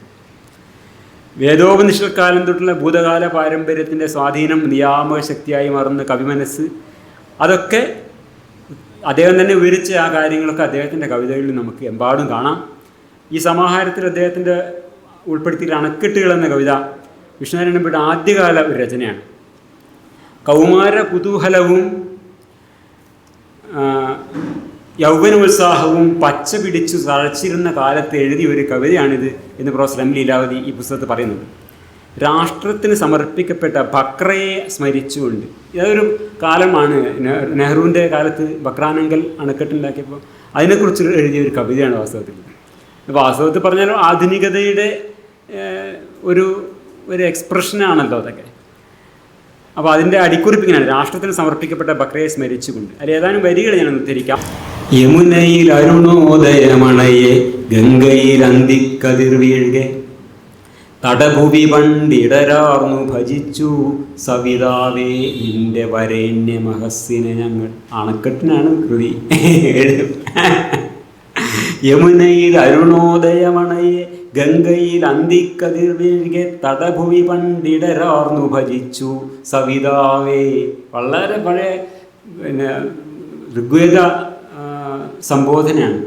സവിതുർവരേണ്യം സവിതാവേ. അവിടെ ഒരു അടിക്കുറിപ്പ് കൊടുത്തിട്ടുണ്ട്. സവിതാവേ എന്ന് പറഞ്ഞു കൊടുത്ത് നദീതട സംസ്കാരത്തിൻ്റെ മന്ത്രമായ ഗായത്രി ഓർക്കുക. നമുക്കത് മനസ്സിലായില്ലെങ്കിലെന്ന് വെച്ചിട്ട് ഞാൻ ഉദ്ദേശിക്കുന്നത് ഗായത്രി തന്നെയാണ്. സവിതാവേ നിന്റെ വരേണ്യമഹസ്സിനെ ഞങ്ങൾ നേടി മനം നിറയെ വെളിച്ചം കണ്ണുകൾ ഭദ്രം തേടി ശുഭം കേട്ടു കാതുകൾ പിന്നെ ശംഖം തേരുരുൾ ഞാണുലികൾ മുഴങ്ങി ധർമ്മരണത്തിൽ. ഇതാണ് ബക്രാനങ്കലിനെ കുറിച്ച് പറയുമ്പം എഴുതുന്ന കവിതയുടെ വരികൾ. അപ്പോൾ ഈ കവിത എഴുതിയ കാലത്തെ വിഷ്ണുനാരായണ നമ്പൂതിരിയെ കുറിച്ചിട്ട് പ്രൊഫസർ ലീലാവതി പറയുന്ന ഒരു കാര്യം വളരെ കൗതുകരമാണ്.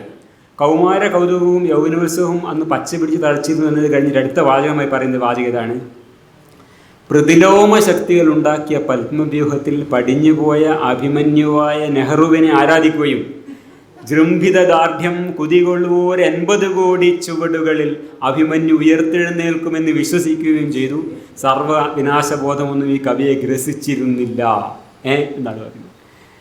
നെഹ്റുവിൻ്റെ പാർട്ടിക്കാരൻ, അതാ ഞാൻ പറഞ്ഞത്, ഇതൊക്കെ പറയുന്നവൻ്റെ പാർട്ടിയുടെ കൊടി എന്തായാലും അവൻ്റെ അടുത്ത് ചുവന്ന കൊടിയായാലും ശരി, കോൺഗ്രസിൻ്റെ കൊടിയായാലും ശരി, ഇവൻ്റെ യഥാർത്ഥ രാഷ്ട്രീയം കാവ്യരാഷ്ട്രീയം അവിടെ ചെന്നേ അത് അവസാനിക്കും. വേറൊരു സ്ഥലം പോകാനൊരു വഴിയില്ല. നിങ്ങൾ വേദവും ഉപദേശത്തും ഭാരതവും ഈ രാമായണവും മഹാഭാരതവും കൃഷ്ണനും രാമനും ഒക്കെയാണ് പറഞ്ഞുകൊണ്ടിരിക്കുന്നതെങ്കിൽ നിങ്ങൾ എന്ത് കൊടി പിടിച്ചിട്ട് ഒരു കാര്യവുമില്ല. ആ ചോപ്പൊക്കെ നരച്ച് കാവ്യമാവും. ഒരു തർക്കവും അക്കാര്യത്തിലില്ല. വിഷ്ണുനാരായണ നമ്പൂതിരിയെ കുറിച്ചുള്ള തുടർച്ചർച്ചയിൽ പ്രൊഫസർ ലീലാവതി പറഞ്ഞൊരു കാര്യം കൂടി ഉദ്ധരിക്കാം. അതിർത്തിയിലേക്കൊരു യാത്ര, ആരണ്യകം മുതലായവയിലെ പ്രധാന കൃതികൾ ആർഷ സാംസ്കാരിക പൈതൃകത്തിൻ്റെ ബലവത്തായ ആകർഷണത്തോടുള്ള വിധേയത പിൽക്കാല കവിതകളെക്കുറിച്ചാണ് പറയുന്നത് കൂടുതൽ പ്രകടമാക്കുന്നു. ആര്യ പാരമ്പര്യത്തിൻ്റെ പിൻവിളി എന്ന് ഈ പ്രവണത വിമർശിക്കപ്പെട്ടിട്ടുണ്ട് എന്ന് പ്രൊഫസർ ലീലാവതി നിരീക്ഷിക്കുന്നുണ്ട്. തുടർന്ന് വരുന്ന ഭാഗത്ത് ഒരു വക്കീലിൻ്റെ വൈദഗ്ധ്യത്തോടുകൂടി ഈ പ്രൊഫസർ ലീലാവതി ഈ വിമർശനത്തിന് മറുപടി പറയാൻ വളരെ കണ്ണ് ശ്രമിക്കുന്നുണ്ട്. നമുക്ക് വളരെ ദുർബലവും വളരെ നിരർത്ഥവുമായ വാദങ്ങളാണ്. നമുക്കത് വായിച്ചാൽ തന്നെ വ്യക്തമാണ്. പക്ഷേ വാദങ്ങളൊക്കെ വാസ്തവത്തിൽ വളരെ അനാവശ്യമാണ്.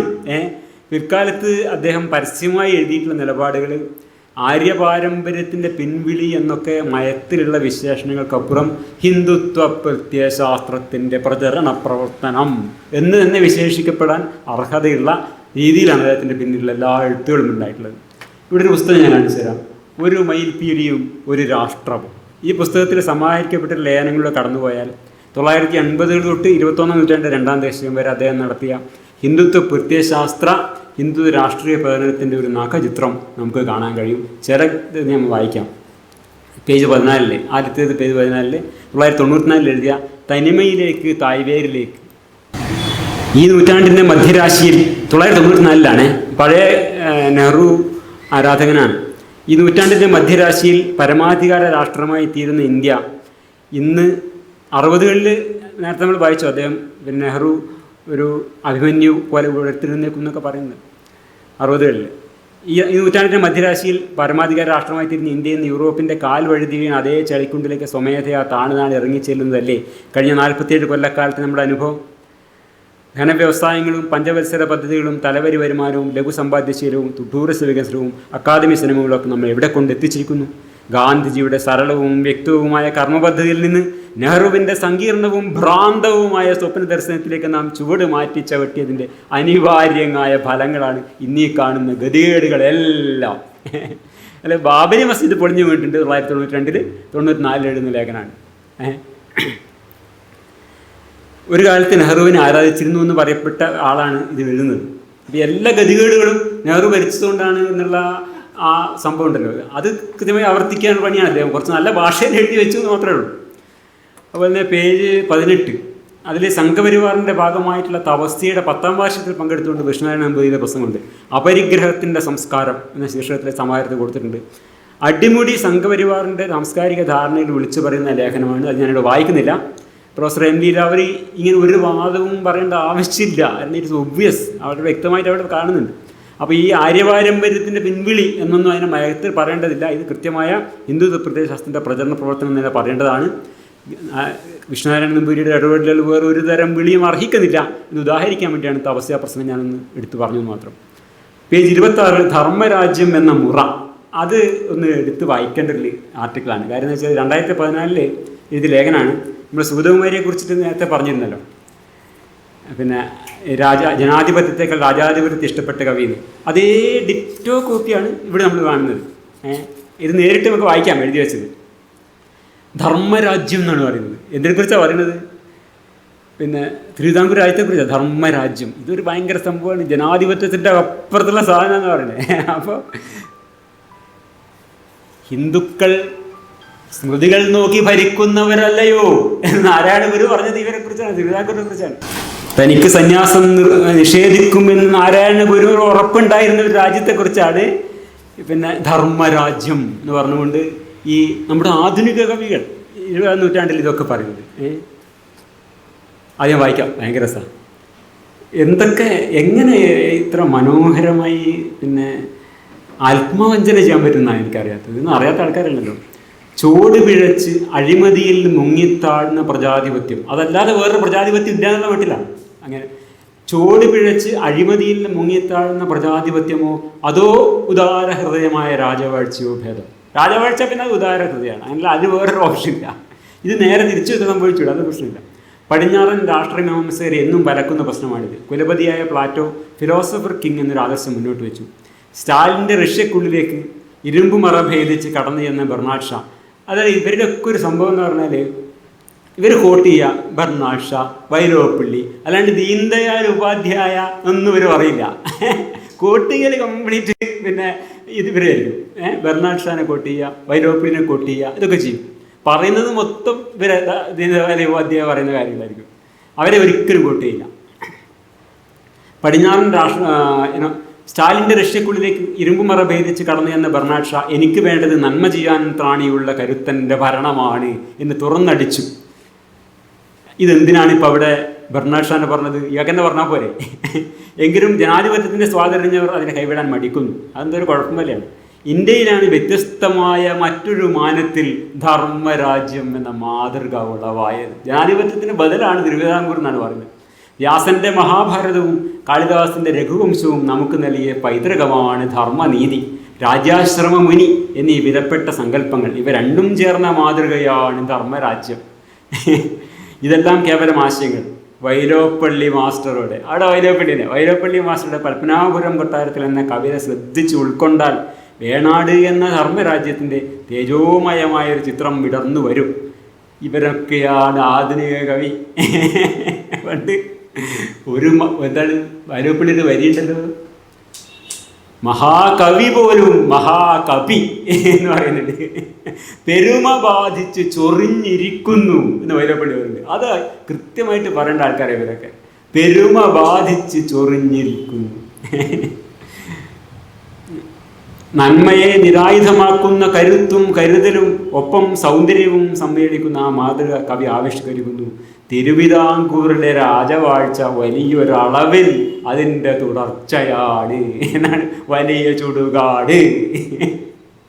ചെങ്കോലും കിരീടവും അഴിച്ചു വെച്ച നിമിഷം പ്രജകളുടെ ഹൃദയ സാമ്രാജ്യത്തിൽ തമ്പുരാനായിത്തീർന്ന രണ്ടുപേരെ ഈ തലമുറ കണ്ടു. രണ്ടാമനാണ് ഇപ്പോൾ ഇതാ കടന്നുപോയത്. ഇതിലടങ്ങിയിരിക്കുന്ന രഹസ്യം തന്നെ ധർമ്മരാജ്യത്തിൻ്റെ സത്ത. ഇങ്ങനെ അങ്ങോട്ട് പോവാണ്. ഇതിന് നേരത്തെ നമ്മൾ കാണിച്ച പോലെ ജനാധിപത്യത്തെക്കാൾ മെച്ചമാണ് രാജാധിപത്യം എന്ന സൂതമാരി പറയുന്ന അതേ ആശയം തന്നെയാണ് ഇദ്ദേഹം ഇവിടെ പറയുന്നത്. ഞാൻ മുഴുവൻ വായിക്കാൻ മെനക്കെടുന്നില്ല. അപ്പോൾ ഈ ഇങ്ങനെ തീർത്തും ജനാധിപത്യ വിരുദ്ധരായിട്ടുള്ള ആധുനികതാ വിരുദ്ധരായിട്ടുള്ള ഇത്തരം മനോനില പരത്തുന്ന സവർണ യാഥാസ്ഥിതികന്മാരെയാണ് ആധുനിക കവികൾ എന്ന് കേരളം കൊണ്ടാടിയത് എന്നാണ് നമ്മളിവിടെ ഒന്നുകൂടി കാണുന്ന കാര്യം. ഒരമ്പലം കത്തിയാൽ അത്രയും അന്ധവിശ്വാസം നശിച്ചു എന്ന് ഒരു മുഖ്യമന്ത്രി പറഞ്ഞിരുന്ന കേരളത്തിൽ അവിടെ അതിനുശേഷമാണ് ഇവരൊക്കെ ഈ രാജാവിനൊക്കെ പ്രവർത്തികൾ നടക്കുന്നത് നമ്മൾ ആലോചിക്കേണ്ടത്.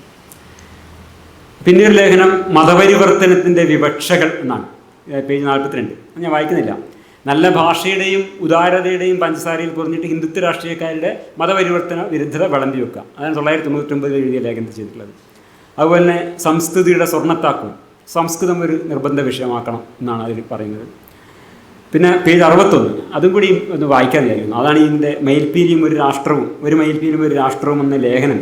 അതിൻ്റെ സാമ്പിളായിട്ട് ഞാൻ കുറച്ച് ഭാഗം ഞാൻ വായിക്കാം. ഒറ്റ പാരഗ്രാഫ്. ഭാരതത്തിൻ്റെ പ്രാണപടം ഈ യോഗേശ്വരനായ കൃഷ്ണനാകുന്നു. കൃഷ്ണകഥയില്ലാത്ത ഇന്ത്യ വന്ധ്യാപുത്രനെ പോലൊരു വ്യർത്ഥ വിചാരം മാത്രം.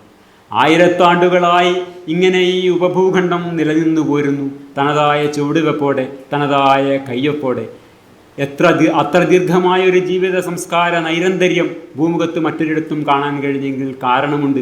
ഇത്ര ഉദാത്തമായ ഒരു ആധാരബിംബത്താൽ അനുപ്രാണിതമായ രാഷ്ട്രവ്യക്തിത്വം വേറെങ്ങും കാണാനില്ല.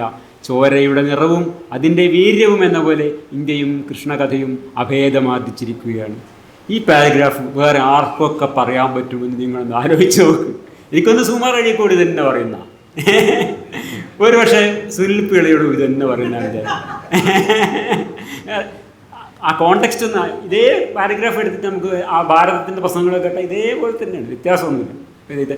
ഞാൻ പറഞ്ഞ ഈ തരത്തിലുള്ള ഒരു ലോകബോധം നിലനിർത്തിക്കൊണ്ട്, ഒരു സാംസ്കാരിക ആഖ്യാനം നിലനിർത്തിക്കൊണ്ട് നമുക്ക് ആധുനികതയിലേക്ക് പോകാൻ പറ്റില്ല.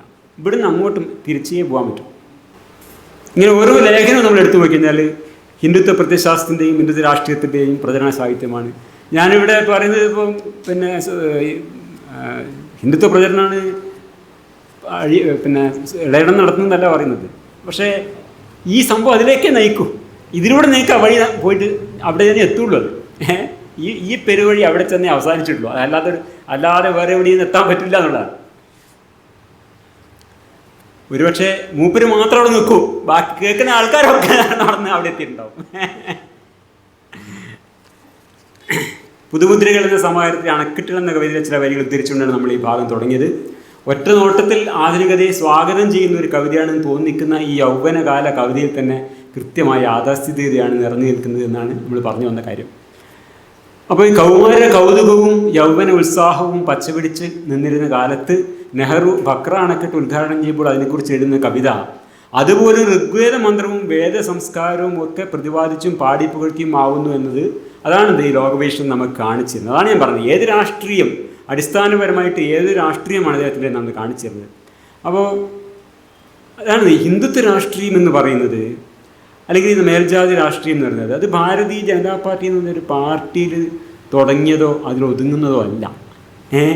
അത് ഈ സവർണ ജാതി രാഷ്ട്രീയത്തിന് ഇന്ന പാർട്ടി തന്നെ വേണമെന്നൊരു നിർബന്ധമില്ല. ഏത് പാർട്ടിയോ അതിന് ഓക്കെയാണ്.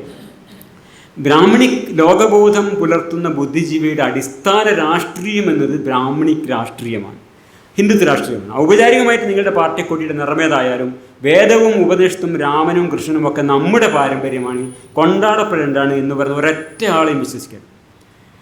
അയാൾ ഫലത്തിൽ ഒരു കാവ്യരാഷ്ട്രീയക്കാരനെ ആവൂ എന്ന് നമ്മൾ മനസ്സിലാക്കുന്നത്. ഏത് രാമനെ വേണം എന്ന ചോദ്യത്തിന് രാമനേ വേണ്ട എന്ന് പറയുന്ന ഒരു മറുപടി പറയുന്ന ജനതയാണ് ആധുനിക ജനത എന്ന് പറയുന്നത്. അങ്ങനെ ആധുനികരായ മനുഷ്യരുടെ സമൂഹത്തിൽ മാത്രമേ ജനാധിപത്യം നിലനിൽക്കുകയും വിജയിക്കുകയും ചെയ്യൂ. അതുകൊണ്ടാണ് നമ്മൾ ഈ സാംസ്കാരിക വിഷയങ്ങളും ആധുനിക കവിതകളും അതിനായിട്ട് ഇതിന് നോസ്റ്റാൾജിക് ഉണ്ടല്ല ഇത് പറയുന്നത്. ഇതിനെ നമ്മൾ വളരെ കൗതുകപൂർവമായും സ്നേഹപൂർവമായും കേട്ടിരുന്ന കവിതകളൊക്കെ തന്നെ അതിൻ്റെ രാഷ്ട്രീയം എന്താണ് എന്ന് ചിന്തിക്കേണ്ട ബാധ്യത എപ്പോഴെങ്കിലും നമുക്കുണ്ട് എന്നുള്ളതുകൊണ്ടാണ് ചെയ്യാൻ ശ്രമിക്കുന്നത്. നാലാമത്തേതും അവസാനത്തേതുമായിട്ട് നമ്മൾ പരിഗണിക്കുന്ന കവി ആധുനിക കവിയാണ് അയ്യപ്പ പണിക്കർ. 1930 മുതൽ 2006 വരെയാണ് അദ്ദേഹത്തിൻ്റെ ജീവിതകാലം. നവ്യ കവിതയുടെ കർത്താവും പ്രയോക്താവും എന്ന് വിവരിക്കപ്പെട്ടിട്ടുള്ള അയ്യപ്പ പണിക്കർ എന്നാണ് അദ്ദേഹത്തിൻ്റെ പറ്റിയിട്ടുള്ള പഠനത്തിൻ്റെ ആദ്യ വാചകമായിട്ട് പ്രൊഫസർ എം ലീലാവതി പറയുന്നത്. അയ്യപ്പ പണിക്കരുടെ 2 കവിതകളാണ് ഈ സമാഹാരത്തിലുള്ളത്. ഒന്ന് അഗ്നിപൂജ, രണ്ടാമത്തേത് പ്രിയതമേ പ്രഭാതമേ. പ്രിയതമേ പ്രഭാതമേ എന്നുള്ള കവിത ഞാൻ വായിക്കാം. ഇവരുടെ ഒന്നും കവിത്വ ശക്തിയെക്കുറിച്ചോ കഴിവിനെ കുറിച്ചിട്ടോ യാതൊരു തർക്കവും കൂടി ഇല്ല കേട്ടോ. ഇവരൊക്കെ വലിയ കവികളൊക്കെ തന്നെയാണ്. ലോകബോധം രാഷ്ട്രീയ ബോധമാണ്. അപ്പം എഴുത്തച്ഛൻ മഹാകവിയാണ്, അതൊരു തർക്കമില്ല. പക്ഷെ ബ്രാഹ്മണനെ സ്തുതിക്കുന്നു എന്നുള്ളത് പറയാതിരിക്കാൻ വഴിയില്ലല്ലോ. അതേപോലെ തന്നെ പ്രിയതമേ പ്രഭാതമേ. സായന്തന സഖി പോയല്ലോ, നാം സാഗര തീരമണഞ്ഞല്ലോ, തിരയായി തിരയായി വരുന്നു രാവിൻ കരിനാഗത്തിൻ വിഷവാദം, ഇരുളടിയുന്നെന്നുയിരിൽ ചുറ്റും തിമിരമഹോ തിമിരം. അത് ഈ ബ്രാഹ്മൺ വേഴ്സിൻ്റെ എല്ലാവരുടെയും സ്ഥിരം പല്ലവിയാണ്. ചുറ്റും തിമിരമഹോ തിമിരം. അവർ ജീവിക്കുന്ന ആ കാലം എന്ന് വെച്ചാൽ വളരെ മോശപ്പെട്ട കാലമാണ്, വളരെ ഇരുട്ടാണ് ചുറ്റും എന്നുള്ളതാണ്. നെഹ്റു ഭരിച്ചിരുന്ന കാലത്തെ കുറിച്ച് പറയുന്നത് കേട്ടോ. പ്രിയതമേ പ്രഭാതമേ, വിരിഞ്ഞു നിന്നെ നോക്കിടുന്ന പൂവുകൾ കുദാരശോഭ ചൊരിയുവാൻ ഒരുങ്ങി വരും വൈഭവ പ്രവാഹമേ, വിടരുവാൻ മടിച്ചിടുന്ന കൺകളിൽ കരൾകളിൽ വിൺവെളിച്ചമിന്നു വാരി വിതറു നീ പ്രഭാതമേ. എന്തിനെന്നറിഞ്ഞിടാതനന്ദമസ്വതന്ത്രമായി നിരന്തരം കറങ്ങിടും വസുന്ധരക്കു നൽക നീ അന്ധകാരബന്ധമോചനം.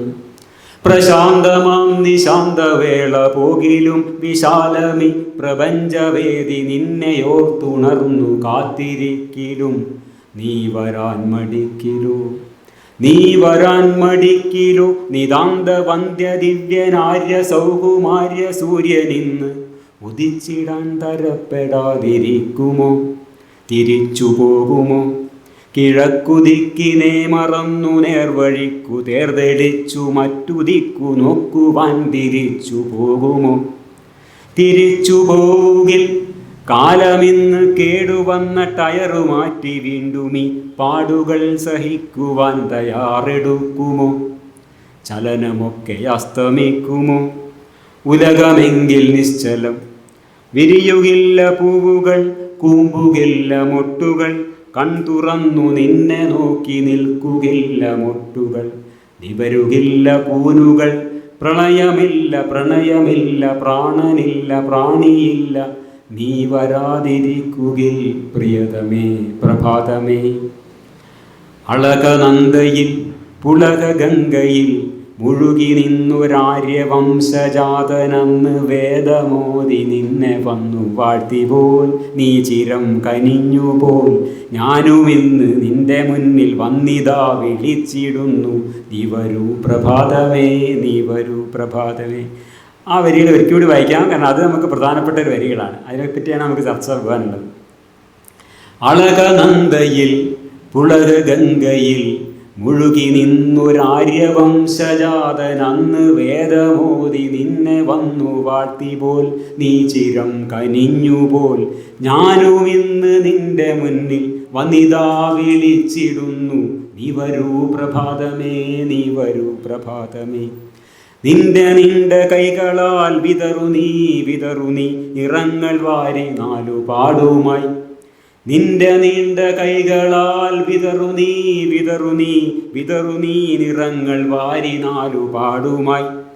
പച്ച ചെന്നു പറ്റിടട്ടെ പാഴ്മരപ്പൊടിപ്പിലും നിത്യനീലമൂറിടട്ടെ കടലിലും നഭസ്സിലും ചുരുളുലഞ്ഞ വാർമുടിക്ക് കുറുകി നീണ്ട പെൺമിഴിക്ക് ചൂളമിടും മുകിൽ നിരക്ക് മെഴുപുരണ്ട കരിനിറം ചൂടുചിന്ത പതറിടുന്ന ചോരയിൽ യുവാക്കളിൽ ചൊടിയെഴുന്ന കടുചുവപ്പു കോരി നീ നിറക്കുക തിമിരമെൻ്റെ കണ്ണിൽ നിന്നകന്നകന്നു മറയവേ വിരിയുമിതളിൽ ഒളികൾ വിതറി വിലസു നീ പ്രഭാതമേ ഏഴുനിറം മാരിവില്ലിൽ 700 പൂവനത്തിൽ 7000 മർത്യഹൃത്തിൽ അലയടിച്ചു പടരു നീ പ്രിയതമേ പ്രഭാതമേ.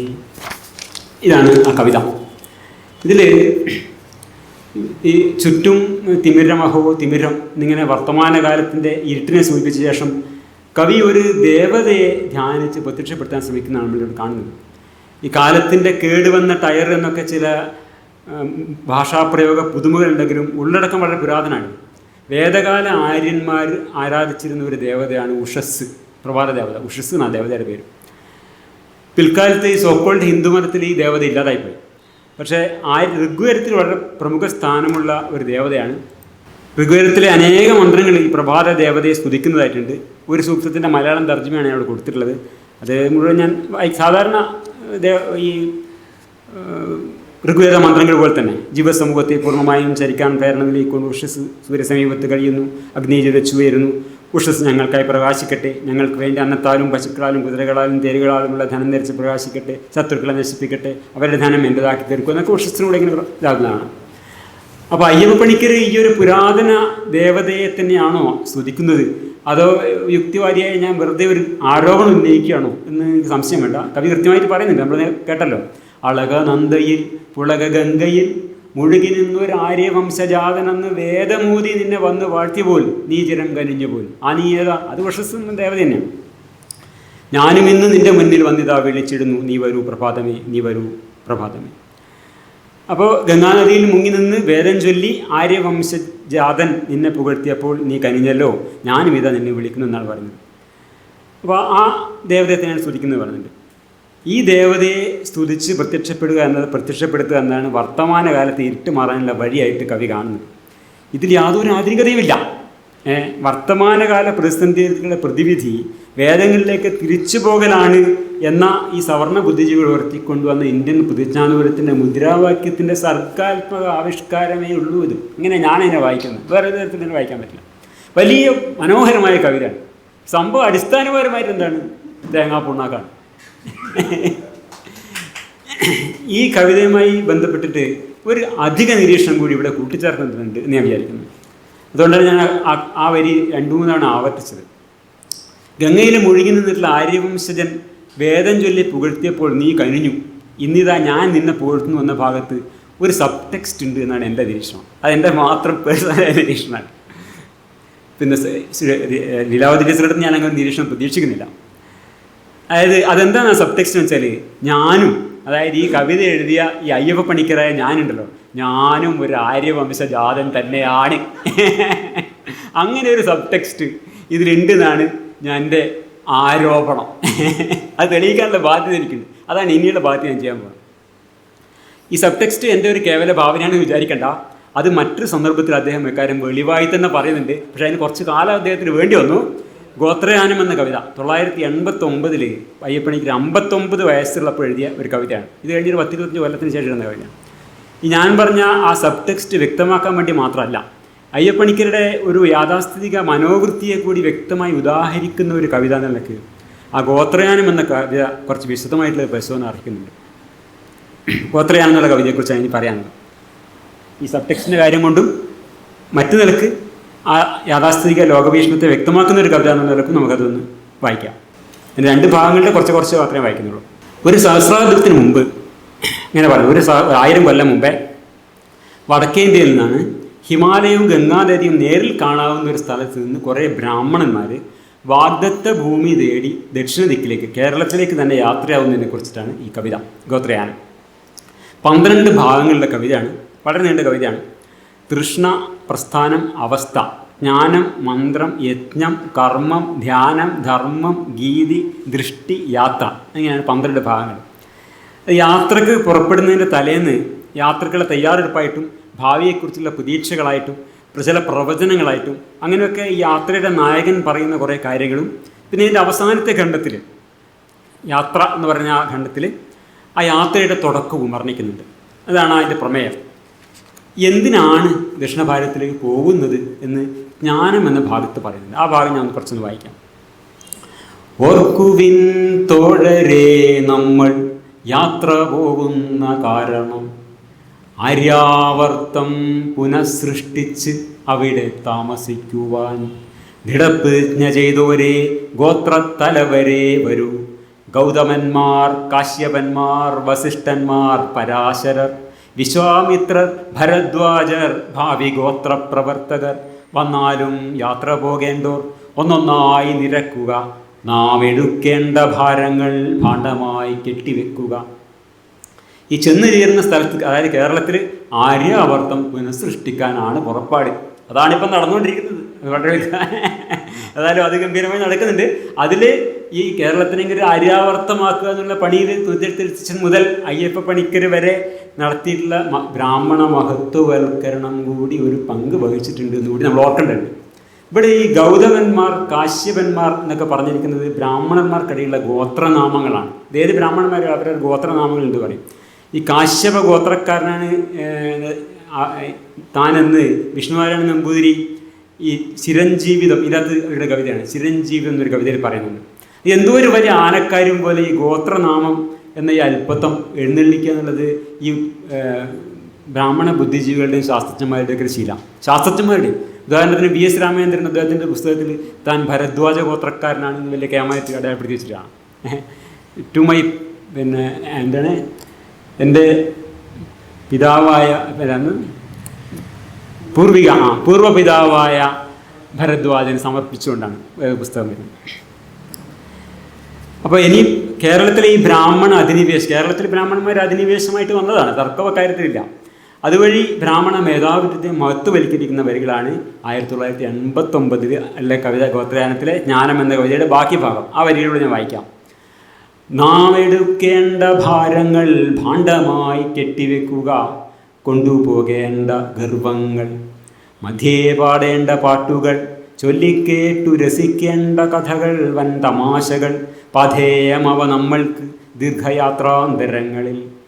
അഭയാർത്ഥികളല്ല നാം, അക്രമിപ്പോരുമല്ല നാം, ഭൂമി വിൽപ്പവരല്ല നാം, ഭൂമി വാങ്ങുന്നുമില്ല നാം, സാർത്ഥവാഹകരല്ല നാം, ശാസ്ത്രജ്ഞർ, തീർത്ഥയാത്രികർ, കനൽ കണ്ണിൽ മിന്നി നിൽക്കും താരകത്താൽ പ്രചോദിതർ, കനിവിൻ ആഴമെന്തെന്ന് കണ്ടുകണ്ടറിയുന്നവർ, അറിവിൻ്റെ പുരാവൃത്തം തിരുത്തി എഴുതുന്നവർ, ഒരുമിച്ചൊരു സംസ്കാരത്തറ കെട്ടാനൊരുങ്ങുവർ, ചലിക്കും ബിംബമായി മാത്രം പ്രപഞ്ചത്തെ ഗണിപ്പവർ, കാൽ ചവിട്ടാനിടം തേടി കാണാപ്പാതകൾ താണ്ടുപോർ.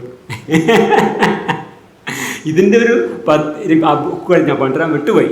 സഹോദരൻ്റെ പദ്യകൃതികളിൽ ഈ ബ്രാഹ്മണ ഇതിനെങ്ങനെ പരിഹസിക്കുന്ന ഒരു ഭാഗമുണ്ട്. അതാണ് ഇവിടുത്തെ കോൺട്രാസ്റ്റ് ചെയ്യേണ്ടത്.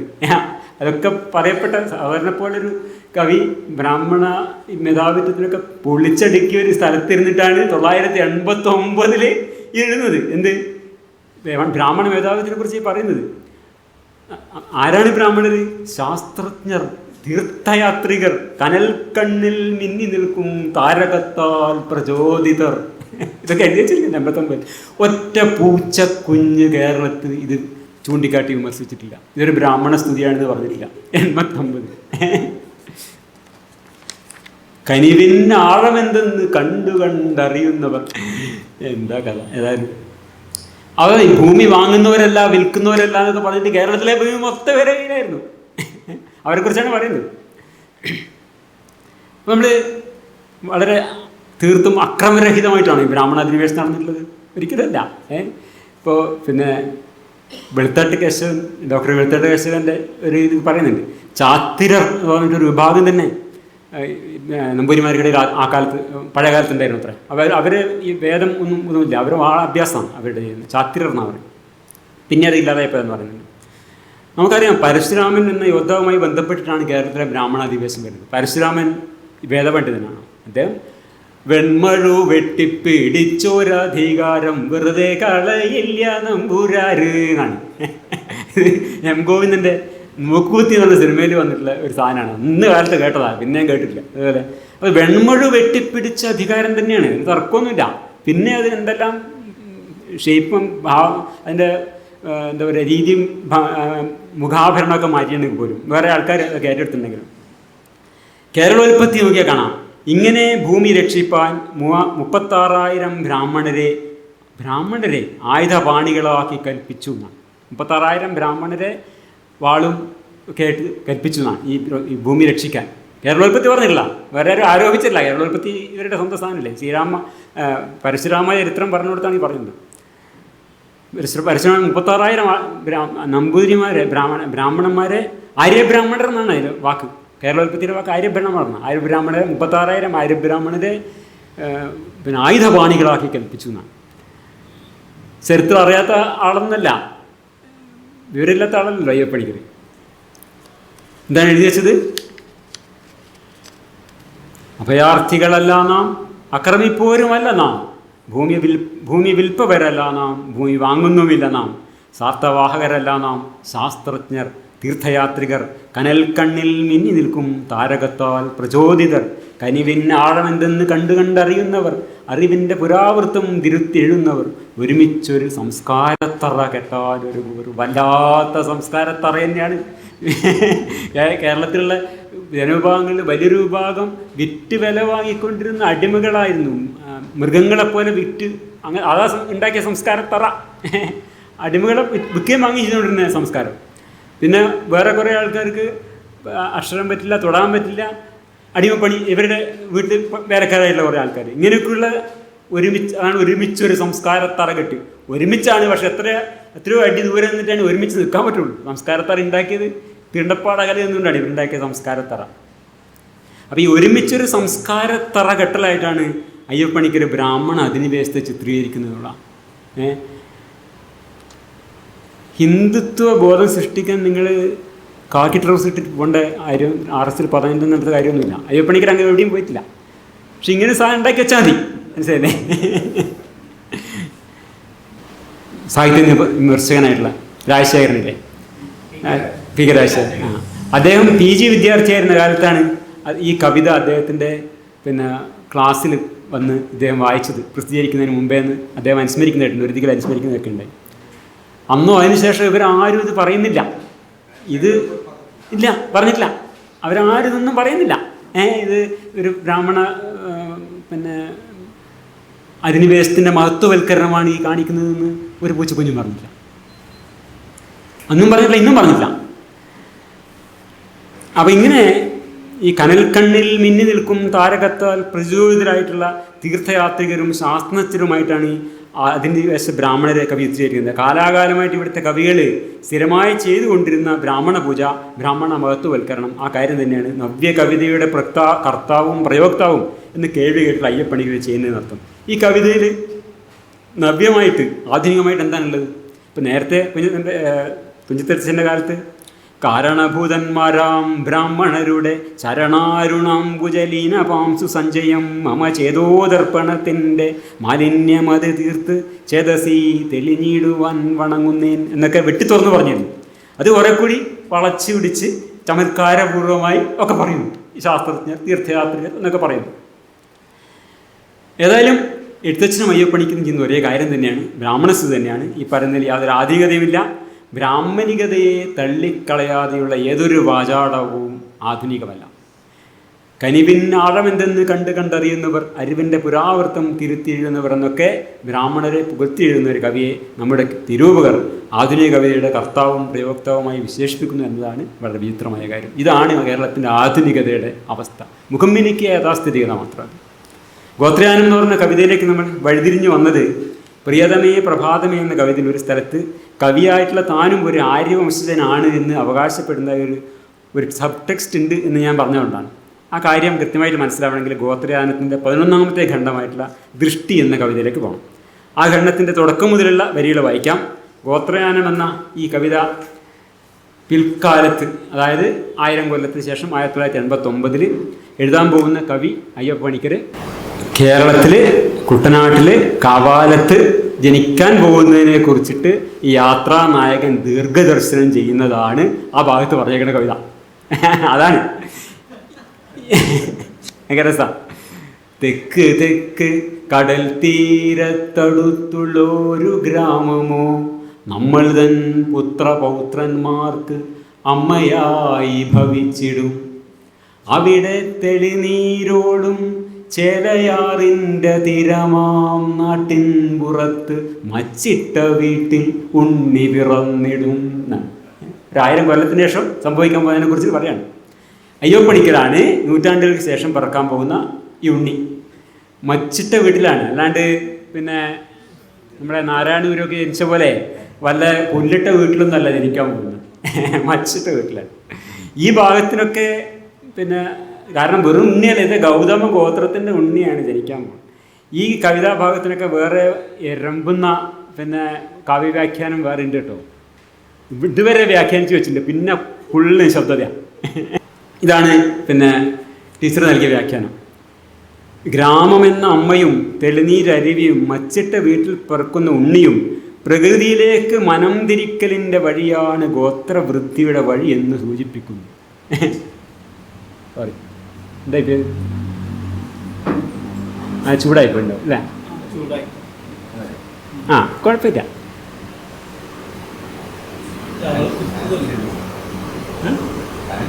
ഫാനുണ്ട്, അത് കുറച്ച് തണുക്കുമ്പോൾ ശരിയായിരിക്കും. പക്ഷെ ലൈറ്റ് ഉണ്ടല്ലോ.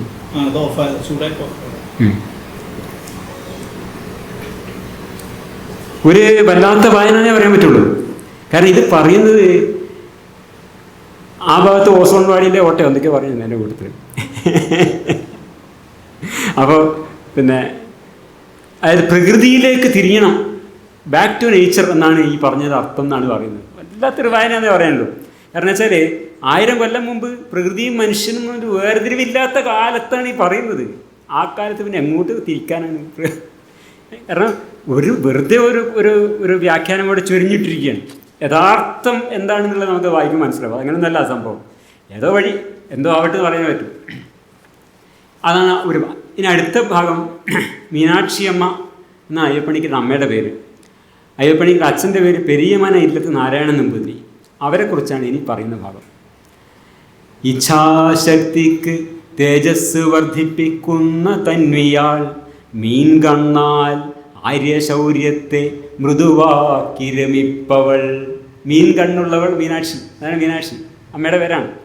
ഇച്ഛാശക്തിക്ക് തേജസ് വർദ്ധിപ്പിക്കുന്ന തന്വിയാൾ മീൻ കണ്ണാൽ ആര്യശൗര്യത്തെ മൃദുവാക്കി രമിപ്പവൾ. എന്താണ് ഈ ആര്യശൗര്യം? അത് ആര്യവംശനായ അദ്ദേഹത്തിൻ്റെ പിതാവാണ് ആര്യശൗര്യം. മീൻകണ്ണാൽ ആര്യശൗര്യത്തെ മൃദുവാക്കി രമിപ്പവൾ. അവൾ നമ്മുടെ ഉണ്ണിക്ക് ഒരുണ്ണിയെ പ്രസവിച്ചിടും. അവൻ നമ്മുടെ ഈ യാത്ര വർണ്ണിക്കും ഗോത്രയാനമായി. വളരെ ക്ലിയറാണ്. ഇനി ഇതിനൊപ്പം ഒന്നും പറയാനില്ല. ഇവിടെ ഒരു പ്രകൃതിയിലേക്ക് മടങ്ങും, ഒരു മണ്ണാങ്കട്ടി ഒന്നുമില്ല. ഇയാളുടെ ജന്മത്തിനെ കുറിച്ചിട്ട് വളരെ സിമ്പിളായ കാര്യങ്ങളെ പറഞ്ഞിട്ടുള്ളൂ. ഗോത്രയാനം എന്ന കവിത ഇയാൾ എഴുതും.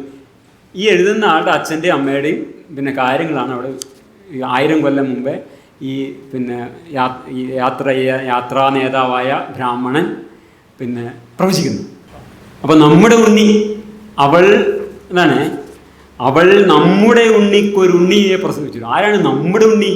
അത് ഗൗതമ ഗോത്രത്തിൽ പിൽക്കാലത്ത് പിറക്കാൻ പോകുന്ന പെരിയമന ഇല്ലത്ത് നാരായണൻ നമ്പൂതിരി. അതാണ് നമ്മുടെ ഉണ്ണി. ആ നമ്മുടെ ഉണ്ണിക്കൊരുണ്ണി, ആ ഉണ്ണിക്കൊരുണ്ണിയാണ് അയ്യപ്പണിക്കർ. ആ ഉണ്ണിക്കൊരുണ്ണിയാണ് ഈ ആര്യബ്രാഹ്മണരുടെ ദക്ഷിണദാശ യാത്രയെ ഗോത്രയാനം എന്ന കവിതയിലൂടെ വർണ്ണിക്കാൻ പോകുന്നതെന്നാണ് നമ്മുടെ ഗോത്രനായകനിലൂടെ ദീർഘദർശനം ചെയ്യുന്നത്. അവൾ നമ്മുടെ ഉണ്ണിക്കൊരുണ്ണിയെ പ്രസവിച്ചിടും. അവൻ നമ്മുടെ ഈ യാത്ര വർണ്ണിക്കും ഗോത്രയാനമായി. നാം ഇന്ന് അങ്ങോട്ടു നോക്കുന്ന പോലെ ഇങ്ങോട്ട് ദൃഷ്ടിയാൽ അവൻ ദക്ഷിണായനത്തിൻ കഥ ചൊല്ലി പകർത്തിടും. മഹാഗോത്രങ്ങളെ തമ്മിൽ ബന്ധിക്കും കണ്ണിയാണവൻ. നമ്മുടേതായ ഒരു കാഴ്ച അവനുണ്ടായി വരും ക്രമാൽ. എന്നിട്ട് മഹാഗോത്രങ്ങളെ തമ്മിൽ ബന്ധിക്കുന്ന കണ്ണിയാണ് അയ്യപ്പണിക്കർ പറയുന്നത്. ഈ മഹാഗോത്രങ്ങൾ ഏതാണ്? ഒന്ന് ഗൗതമ ഗോത്രം, നമ്പൂതിരി ഗോത്രം, മറ്റേത് കേരളത്തിലെ നായന്മാർ. ഈ ഈ രണ്ടുപേരെയും ബന്ധിക്കുന്ന കന്യായ അയ്യപ്പണിയെക്കുറിച്ചാണ് പറയുന്നത്. നമ്മുടേതായൊരു കാഴ്ച അവനുണ്ടായി വരും ക്രമാൽ. ഇതാണ് ഞാൻ ഉന്നയിക്കാൻ പോകുന്നൊരു പ്രശ്നം. ജനിക്കുന്നത് ശൂദ്രനായിട്ടാണെങ്കിലും ബ്രാഹ്മണൻ്റെ കണ്ണുകളിലൂടെയാണ് കവി ലോകത്തെ കാണുന്നത് എന്നുള്ളതാണ്. നമ്മുടേതായൊരു കാഴ്ച അവനുണ്ടായി വരും ക്രമാൽ. എൻ്റെ പ്രശ്നം തന്നെയാണ്, ഇവരൊക്കെ ബ്രാഹ്മണന്മാരുടെ കണ്ണിലൂടെയാണ് ലോകത്തെ കാണുന്നത് എന്നുള്ളതാണ്. ഇനിയത്തെ വരിയാണ് മർമ്മപ്രധാനം. 1960 എഴുതിയ പ്രിയതമേ പ്രഭാതമേ എന്ന കവിതയിൽ ഈ ആര്യവംശജാതൻ എന്നതിൻ്റെ അടുത്ത് സബ് ടെക്സ്റ്റ് ഉണ്ട് എന്ന് ഞാൻ പറഞ്ഞത് വ്യക്തമാക്കുന്നതാണ് അടുത്ത വരി. നമ്മുടേതായൊരു കാഴ്ച അവനുണ്ടായി വരും ക്രമാൽ, അവൻ ഗൗതമഗോത്രത്തിൻ നിരന്തര പരമ്പര. അയ്യപ്പണിക്കര് സ്വയം ഗൗതമഗോത്രത്തിൻ്റെ നിരന്തര പരമ്പര എന്നാണ് അത് അവകാശപ്പെടുന്നത്. ഇതേ കാര്യം 10-30 കൊല്ലം മുമ്പ് മറച്ചു പിടിച്ച് അവിടെ പറഞ്ഞിട്ടുണ്ട്. ആര്യവംശജാതൻ എന്ന് നിന്നെ വിളിച്ചു, ഞാനും ഇതാ നിന്നെ വന്ന് വിളിക്കുന്നു, നീ വരൂ പ്രഭാതമേ, നീ വരൂ പ്രഭാതമേ എന്ന് വിളിക്കുന്നത് ഞാനും ആര്യവംശജാതൻ തന്നെയാണ് എന്നാണ് പറഞ്ഞുകൊണ്ടിരുന്നത്. ഇതാണ് ഇവരുടെ ഒക്കെ പ്രശ്നം. അടിസ്ഥാനപരമായിട്ട് ഈ നമ്മൾ പറഞ്ഞ നമ്മുടെ ഇന്നത്തെ വിഷയം അതാണ്. അടിസ്ഥാനപരമായി നമ്മൾ ആധുനിക കവികളെന്നൊക്കെ പറയുമ്പോഴും ഇവരൊക്കെ ഒരു 1000 കൊല്ലം പഴക്കമുള്ള പഴയ ബ്രാഹ്മണിക് ലോകബോധത്തിൻ്റെയും സ്വത്വബോധത്തിൻ്റെയും തടവറയിലിരിക്കുന്ന പുരാതന മനുഷ്യന്മാരാണ്. അവിടെ എടശ്ശേരി പറഞ്ഞൊരു വരിയും പറയേണ്ടതായിരുന്നു, ഈ തറവാടിത്ത ഘോഷണത്തെ പോലെ വൃത്തി കേട്ടിട്ടില്ല മറ്റൊന്നും മൂഴിയിരുന്നത്. ദൃഷ്ടി എന്നുള്ള കാവ്യഖണ്ഡത്തിൻ്റെ ബാക്കി ഭാഗങ്ങളിലേക്ക് ഞാനിപ്പോൾ കിടക്കുന്നില്ല, വളരെ തമാശയാണെന്നൊക്കെ ആയിരിക്കട്ടെ. എന്താണ് ഞാനിവിടെ ഉന്നയിക്കാൻ ശ്രമിക്കുന്ന പ്രശ്നം? അത് കവി സ്വയം തിരിച്ചറിയുന്നത് ആരായിട്ടാണ് എന്നുള്ള വിഷയമാണ്. ആരായിട്ടാണ് ഈ അയ്യപ്പണിക്കർ എന്ന ആധുനിക കവി സെൽഫ് ഐഡൻറ്റിഫൈ ചെയ്യുന്നത്? ആ ഗൗതമ ഗോത്രത്തിൻ്റെ പിന്മുറക്കാരനായിട്ടാണ്, വേദ ഉപനിഷത്ത് ഇതിഹാസ പാരമ്പര്യത്തിൻ്റെ പിന്മുറക്കാരനായിട്ടാണ്, ആർഷഭാരത സംസ്കാരത്തിൻ്റെ അവകാശിയായിട്ടാണ് സെൽഫ് ഐഡൻറ്റിഫൈ ചെയ്യുന്നത്. അങ്ങനെ ഐഡൻറ്റിഫൈ ചെയ്യുന്ന ഒരാളൊരു ആധുനിക മനുഷ്യനെയല്ല. ഒരിക്കൽ പറയട്ടെ, ഇന്ത്യയിൽ ആധുനിക മനുഷ്യനായിരിക്കുക എന്നതിനർത്ഥം ബ്രാഹ്മണികതാ വിരുദ്ധനായിരിക്കുക എന്നതാണ് അർത്ഥം. വേറൊരു വാക്കർത്ഥമില്ല. ഇന്ത്യയിൽ ആധുനിക മനുഷ്യനായിരിക്കുക എന്നതിനർത്ഥം ബ്രാഹ്മണികതാ വിരുദ്ധനായിരിക്കുക എന്നാണ്. ഇന്ത്യൻ യാഥാസ്ഥിതികത എന്ന് പറഞ്ഞാൽ ബ്രാഹ്മണിസം എന്നാണ് അർത്ഥം. ഇന്ത്യൻ ആധുനികത എന്ന് പറഞ്ഞാൽ ബ്രാഹ്മണികതാ വിരുദ്ധത എന്നാണ് അർത്ഥം. വേറൊരു അർത്ഥമില്ല. ഇതൊന്നുമില്ലാതെ ബ്രാഹ്മണികവാദി ആയിക്കൊണ്ട് ഒരു ആധുനികത സാധ്യമല്ല. ഗോത്രയാനം എന്ന കവിതയെക്കുറിച്ചിട്ട് പ്രൊഫസർ എം ലീലാവതി പറയുന്നത് ഇങ്ങനെയാണ്, ഞാനിവിടെ കോട്ട് ചെയ്തിട്ടുണ്ട്. അത് മനുഷ്യ മഹാകഥയാണ്, മണ്ണാകട്ടയാണ്. ആര്യാവർത്തം എന്ന ശുഭലോകം തേടിപ്പുറപ്പെടുന്നവരുടെ കഥ. ഉറച്ച വിശ്വാസത്തോടെ മഹാപ്രസ്ഥാനം ആരംഭിക്കാൻ മനുഷ്യവർഗത്തിന് ഇനിയും കഴിയുമെന്ന സങ്കല്പം ഈ കാവ്യത്തിൽ സൗഗന്ധിക പുഷ്പമായി വിരിഞ്ഞിട്ടുണ്ട്. തൃഷ്ണ, പ്രസ്ഥാനം, അവസ്ഥ, ജ്ഞാനം, മന്ത്രം, യജ്ഞം, കർമ്മം, ധ്യാനം, ധർമ്മം, ഗീതം, ദൃഷ്ടി, യാത്ര എന്ന് പേരിട്ട ഘട്ടങ്ങളോടുകൂടിയ ഗോത്രയാനത്തിൻ്റെ 12 സർഗങ്ങളും ആർഷദർശനങ്ങളെ ആശ്ലേഷിക്കുന്നുണ്ട്. അത് വളരെ കറക്റ്റാണ്. ആർഷദർശനങ്ങളെ ആശ്ലേഷിക്കുക എന്നതിന് ഞാൻ പറയുന്ന ഏറ്റവും മിതമായ പേരാണ് യാഥാസ്ഥിതികത. അപ്പോൾ അല്ലല്ലേ, ഇല്ലാതെ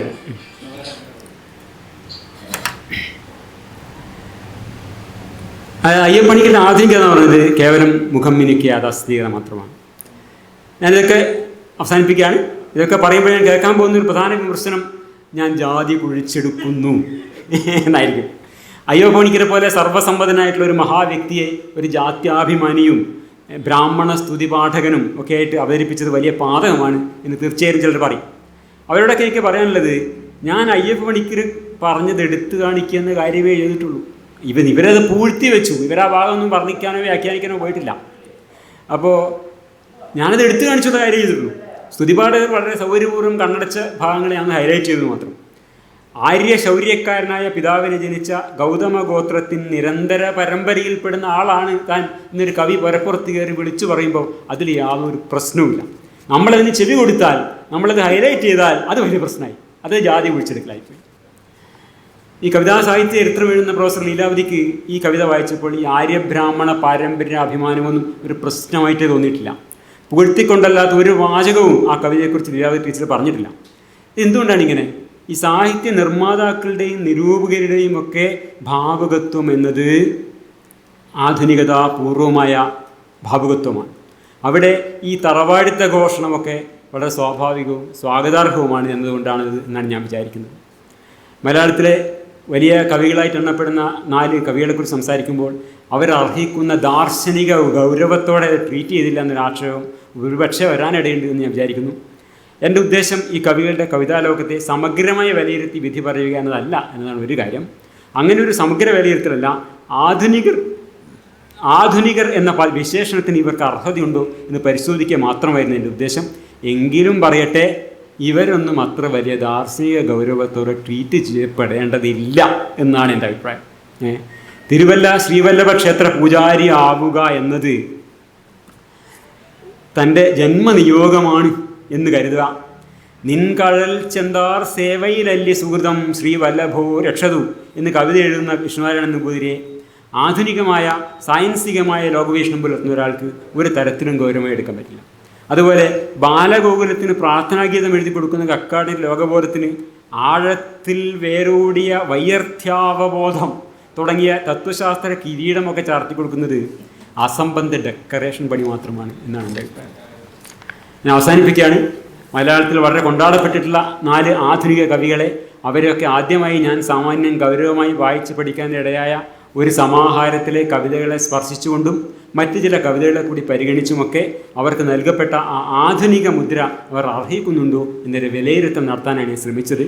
നേരത്തെ നമ്മൾ പറഞ്ഞതുപോലെ A culture of innovation, A rational ethos challenging traditions and rituals in the name of critical thought, empirical knowledge and humanism എന്ന അർത്ഥത്തിൽ ആധുനിക മനോവൃത്തി ഉൾക്കൊണ്ടവരല്ല, മറിച്ച് തങ്ങളുടെ കൃതികളിലും തങ്ങളുടെ സാമൂഹ്യ രാഷ്ട്രീയ നിലപാടുകളിലും ഒക്കെ ആധുനിക മനോവൃത്തിക്ക് ഘടകവിരുദ്ധമായ പാരമ്പര്യ പ്രേമവും പാരമ്പര്യ അഭിമാനവും പ്രകടിപ്പിച്ചു പോന്ന യാഥാസ്ഥിതികരാണ് നമ്മളിന്ന് ചർച്ചയ്ക്കെടുത്ത 4 കവികളും എന്ന നിഗമനത്തിലാണ് നമ്മൾ എത്തിയിട്ടുള്ളത്.